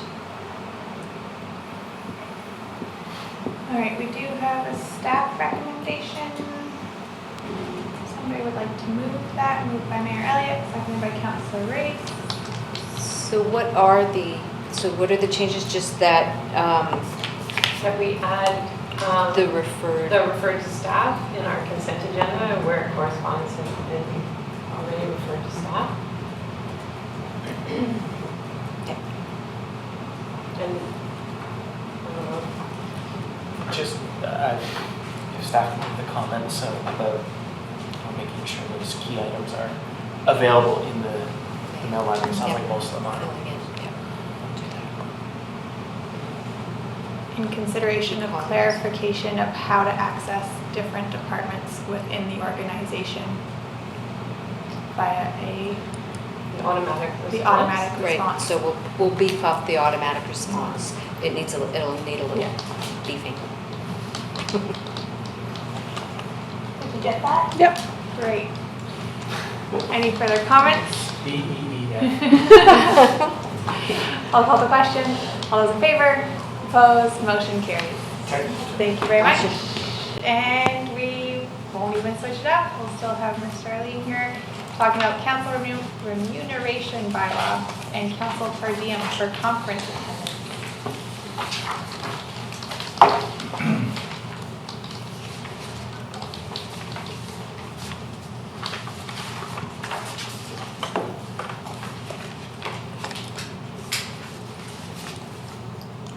Thank you, Council. Once again, my name is Charlene Pawluk. I'm the Manager of Legislative Services, and I'm talking about the Council Remuneration Bylaw and review of per diem for council attendance. So the current practice as outlined in the Remuneration Bylaw, and that's included in your package, is that the per diem is $65, and the intent is to cover meals and gratuities. So that's section 6D in the bylaw, and that has not been reviewed for a number of years. And we do have an exempt staff conference travel and training expense policy, and that policy was approved in 2011 and last amended in 2015. The per diem amount in the policy is the same as for council, that's $65, but that it does include wording in the policy that the per diem be reduced for any meals that are provided, and the amounts for meals are $10 for breakfast, $15 for lunch, and $15 for dinner, and also includes wording for part-day travel attendance, so the daily rate is prorated by 50% if attendance travel starts or concludes before noon. So that will be prorated. And this is really tiny, you probably can't see that. But in addition to the table that was provided as part of the package, I did a further comparison with a number of municipalities for per diems, and also the Government of Canada meals and allowances, and the province of BC travel policy, just to have a comparison. So I think that $65 is kind of right in there with other municipalities. Some are a little bit higher, a few are just a little bit lower. The Government of Canada, their total meal allowance is $90, and then they have an incidental expense allowance of $17, and then they've got it broken out for meals, breakfast, lunch, and dinner. And travel in the US, the payment is the same, it's just paid in US dollars. And then the province of BC, they have it broken out into 3 employee groups, and so I took the amount from the middle one, the second one. So they've got $51.50 for meals and $12.25 for incidental, so it's just under $65. And then they've also got it broken out for meals as well.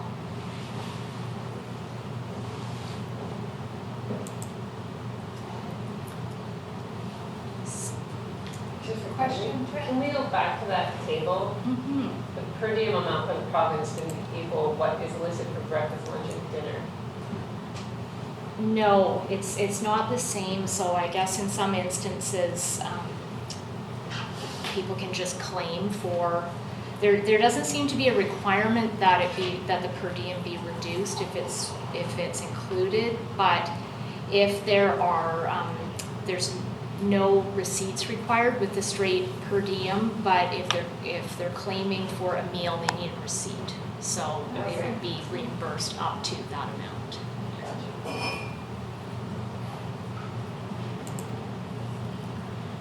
Okay, so for consideration, reviewing the per diem amount, considering reducing the per diem if meals are included, similar to the exempt staff policy, and considering prorating the per diem for part day attendance. So there's nothing in the bylaw currently that speaks to that.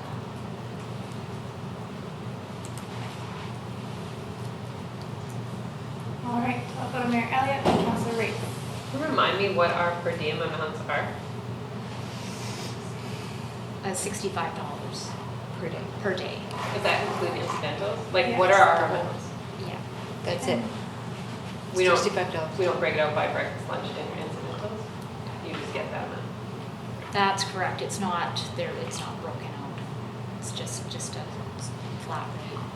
So if I might, we had proposed, there was a proposal last term, at the beginning of last term, to align council's per diem with the exempt staff expense policy, and it was decided by council no, that it was okay the way that it was, and that so we brought it back again just to take a look at, because it's good to check in. I think, well, I don't remember us making that decision, but maybe we did. I missed that meeting too. Yeah, one of the reasons I want to bring it back is, one, because of half-day travel. Two, if you just get charged the $65, it actually eats into your budget, especially when meals are covered by the conferences you're at. So if you're gone at UBCM, where a lot of meals are included, but you get paid out the $65 per day, you've reduced the amount of total budget available to then use on another conference versus just claiming the meals that you actually had to cover for yourself. And also the piece around incidentals, so separating out breakfast, lunch, and dinner. So oftentimes meals are covered, but I've, tacked on a meeting to go for coffee or something. It would be nice just to have that incidentals piece, even, so separating it out a little bit more, so it's not just one fee, but you can actually claim what you what you've used. And it makes our budgets, conference budgets go further, I think. And I think the only discussion really is then, how do you want to account for, do you have to provide receipts, or do you just assume a certain amount? I think that's an important discussion for them. Councillor Rice. Yeah, is that the only difference between the present council and exempt staff expense policy is exempt staff get deleted for meals that are otherwise provided? That's correct, and also the prorating for attendance for a half day. Half day.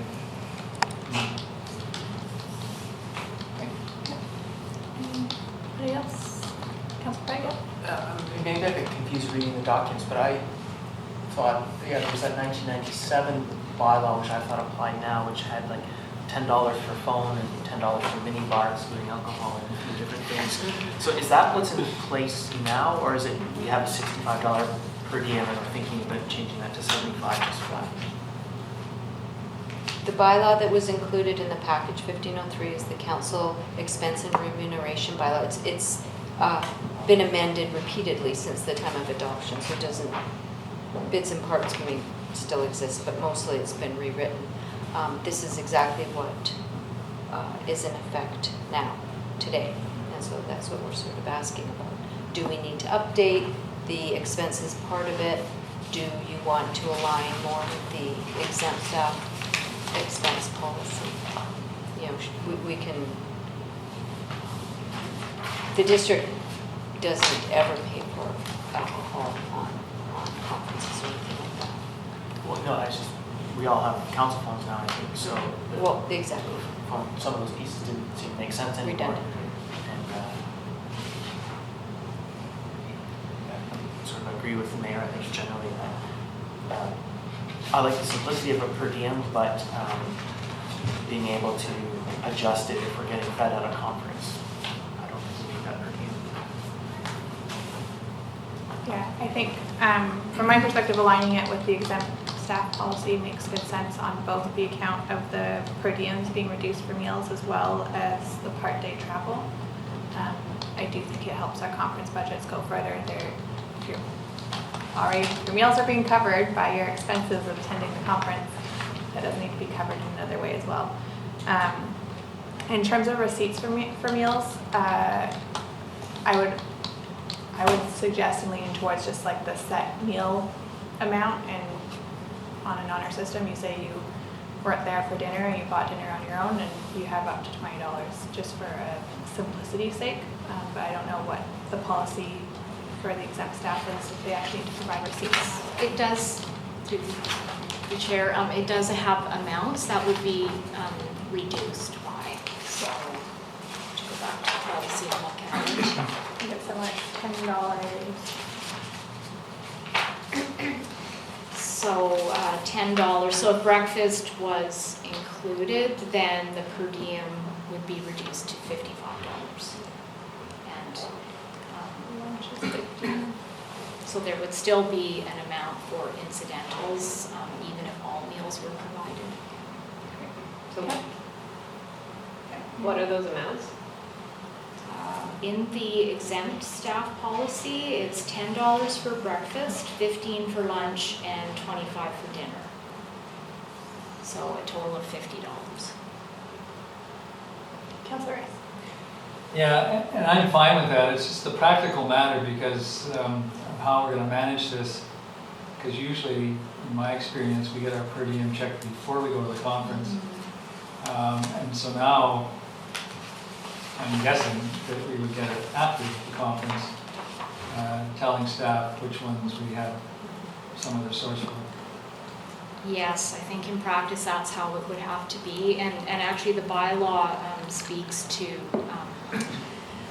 expenses, payment being made after attendance. Okay. We used to get them always. We haven't been getting them before. Councillor Craig. I can understand, depending on someone's financial circumstance, the importance of getting the per diem beforehand possibly, but I think for most conferences, we know ahead of time whether or not meals are included, so I would assume that 90% of the time we can kind of figure out whether a per diem is needed or not. Or what that should be.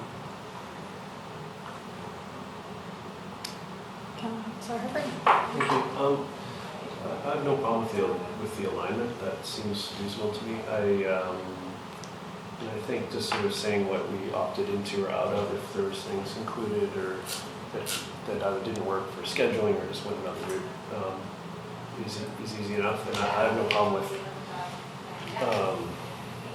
that happening after. That's totally fine. That's what I've been practicing. I've been used to in other avenues. So, and then the half day, whole day thing. I think we all work when we have to travel. It's strange sometimes. At times we have to make those moves. But if the per diem's there to cover meals and such, then if they're only doing half a day, there's only half the meals with us. So I'm curious to see where the last council's resistance was to that alignment, because it seems really close. But I'm comfortable with going that way. So We won't go back in history. Well, no, There's no point in trying to curious figure what out what they were thinking, but. Lost in time. Lost in time. I'm sure it was super valid at the time.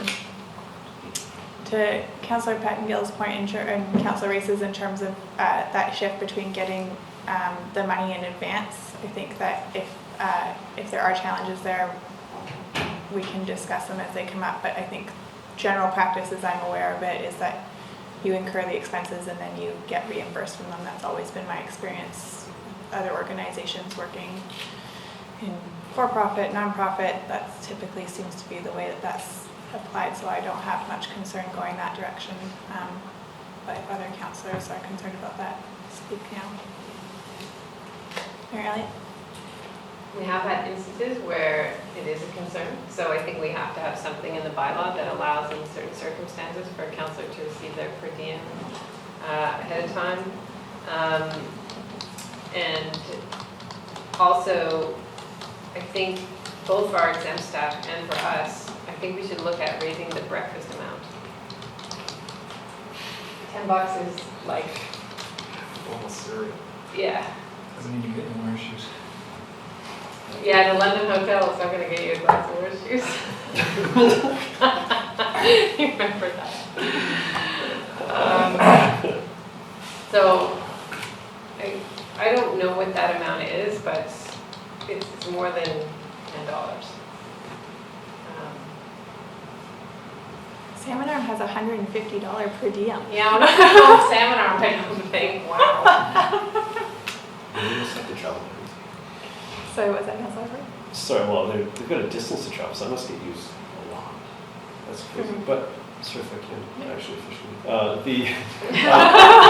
Besides just making, yeah. Anyways, no, I agree that the amounts were, I felt they were low across the board, and I'm comfortable with that. I don't think the per diem covers, if I was to just go and fend for myself with meals and stuff, it doesn't cover it, and I'm fine with that. But if the purpose of it is to cover those things, they can act completely, then I would say that almost all of them need to go up. I don't think you can get a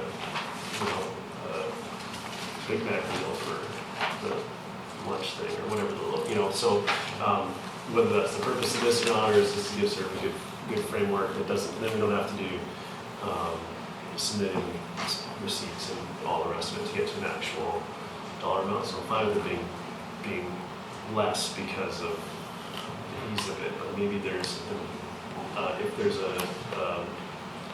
conference in, was it London with the $10 juice, then maybe we need to 18. It was $18. Okay, well, wow, all right, but is there? And it is there a wasn't way- mine, let's be clear. So if if a councillor or councillors are going to go to somewhere, I'm thinking of similar policies where there's maybe like a northern allowance because things are just more expensive. So if we're going to, most of the stuff I see us doing is going to be fairly local. It should be similar pricing and all the rest of it. If someone's going somewhere special, is there a way to have a special discussion around setting a special per diem if you're in London on $22 orange juices or $18 or whatever that is? And is this something that we actually need to spend time on? Because does that happen? Those are two questions. There's actually two questions in that musing there. Some municipalities did speak to travel, it was mainly in the US, didn't speak to travel Yeah. overseas, and the amount was a little bit higher or paid in US funds. But I didn't see anything for, For exceptional Yes. circumstances. And is this something that is, sorry, the second part of that question was, is this something that you've run across operationally and? Ms. Arthurs? So, short answer is no. When our council have traveled out of country, or not so much out of province, but let's just start with out of country, they've gone to Japan, China. We had a mayor go to Torino before the Olympics and staff. We've had councillors attend waterfront issues, oceans rising in the eastern part of the United States. They expensed, not based on per diem from my memory, it was sort of the United States one was actually actuals based on the meals they paid for themselves. So they didn't take a per diem, and most of the meals were included. And then when they went to Shimizu, it was hosted by Japan, and same with Torino. So it really hasn't come up at all. Very rarely. Would it be worthwhile then if we said there's international travel, just be actuals, and that would just be a clause in there that? Yes. we can add a And clause into. Maybe that's useful. And I So, think- so we know when we're committing to that travel, or and the council's looking, or that arrangement, that's part of what's being. But I would think it would be prudent to put a limit or because you go to New York and you go to, some great place and Hancock's or someplace. No, but that it's, up to a limit of as approved by council or the CFO, something along those lines. And we can work on the language when we bring back the amendment, I think, based on what some other municipalities or best practices have. I think that's a prudent approach, and or just take the same limit and use the local currency. I think that could also work well. I do want to clarify, Mayor Elliott suggested an increase in the breakfast amount, and then Armin, you spoke a little bit about how you felt that was low across the board. Do you want a revision of all of them or just breakfast? I'll fine. I'll go with Mayor Elliott on this one. Let's just do the breakfast. Yes, Mayor Elliott? I think we should stay in alignment with what exempt staff are doing, but I think it's low. I think if it hasn't been updated since 2010, we haven't kept pace with inflation, is that right? I think it was 2015. 2015 exempt staff. I don't think they have to go up dramatically, but I'd be interested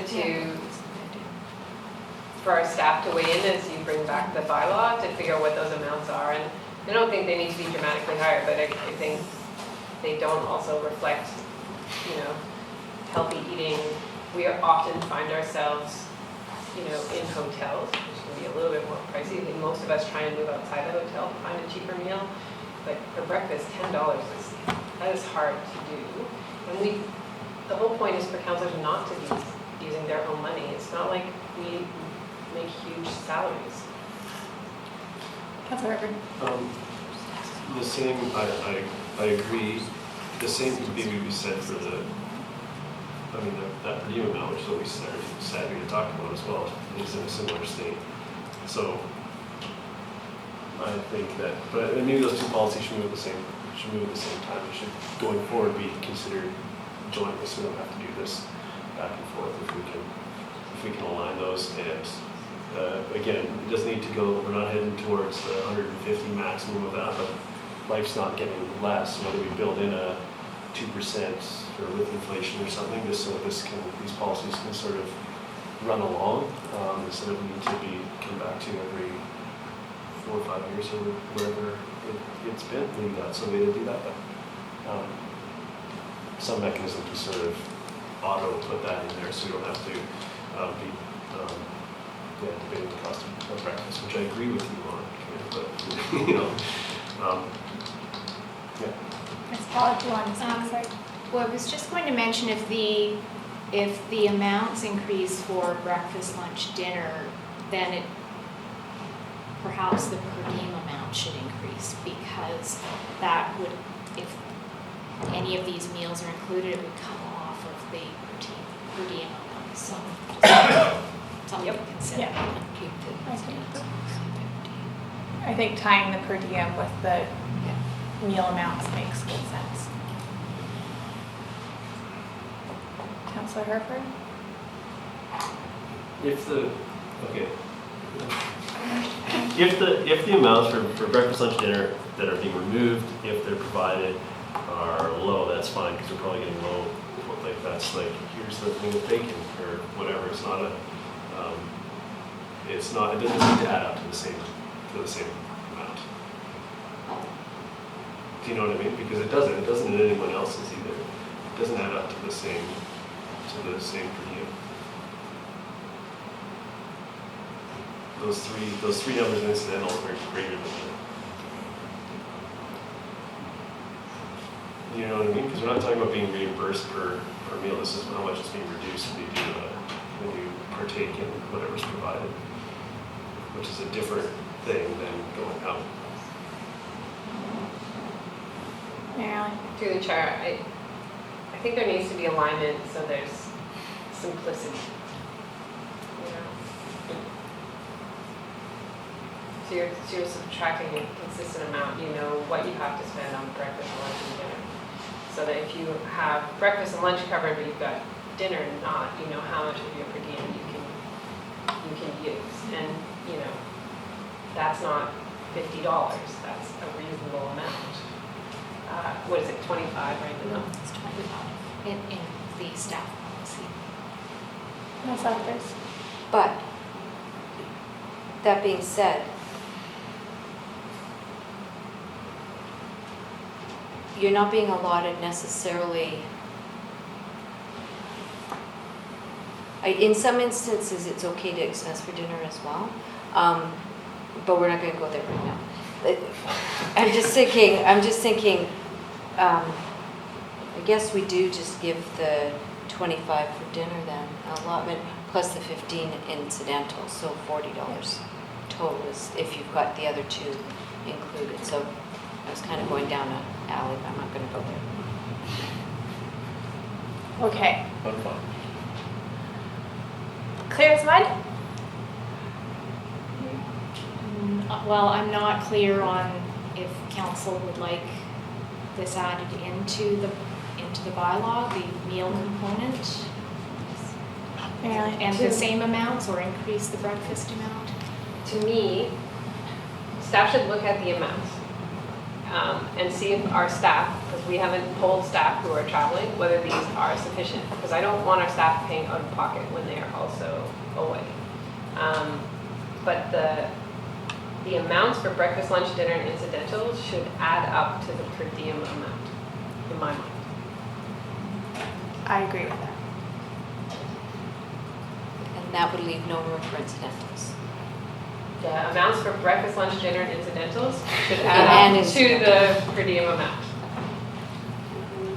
Councilor Herford? And I'm curious to see what everyone thinks about tying in some piece, inflation piece to that, just so it can go along, because these numbers are never round. Is that something that we would generally build into these things, or would we consider those two policies jointly going forward?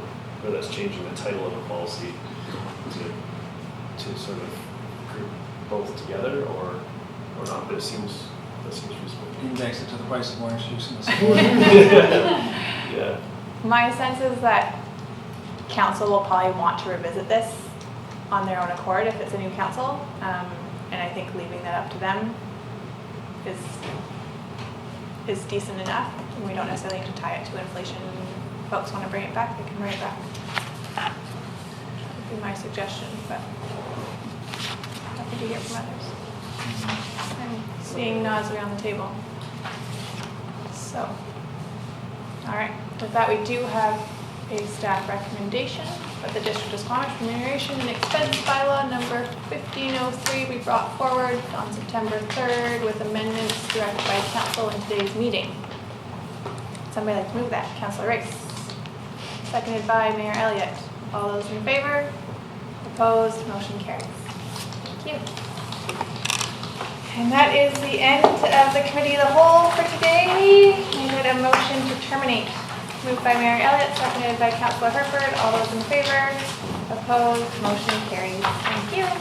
Got 4 minutes. 4-minute recess.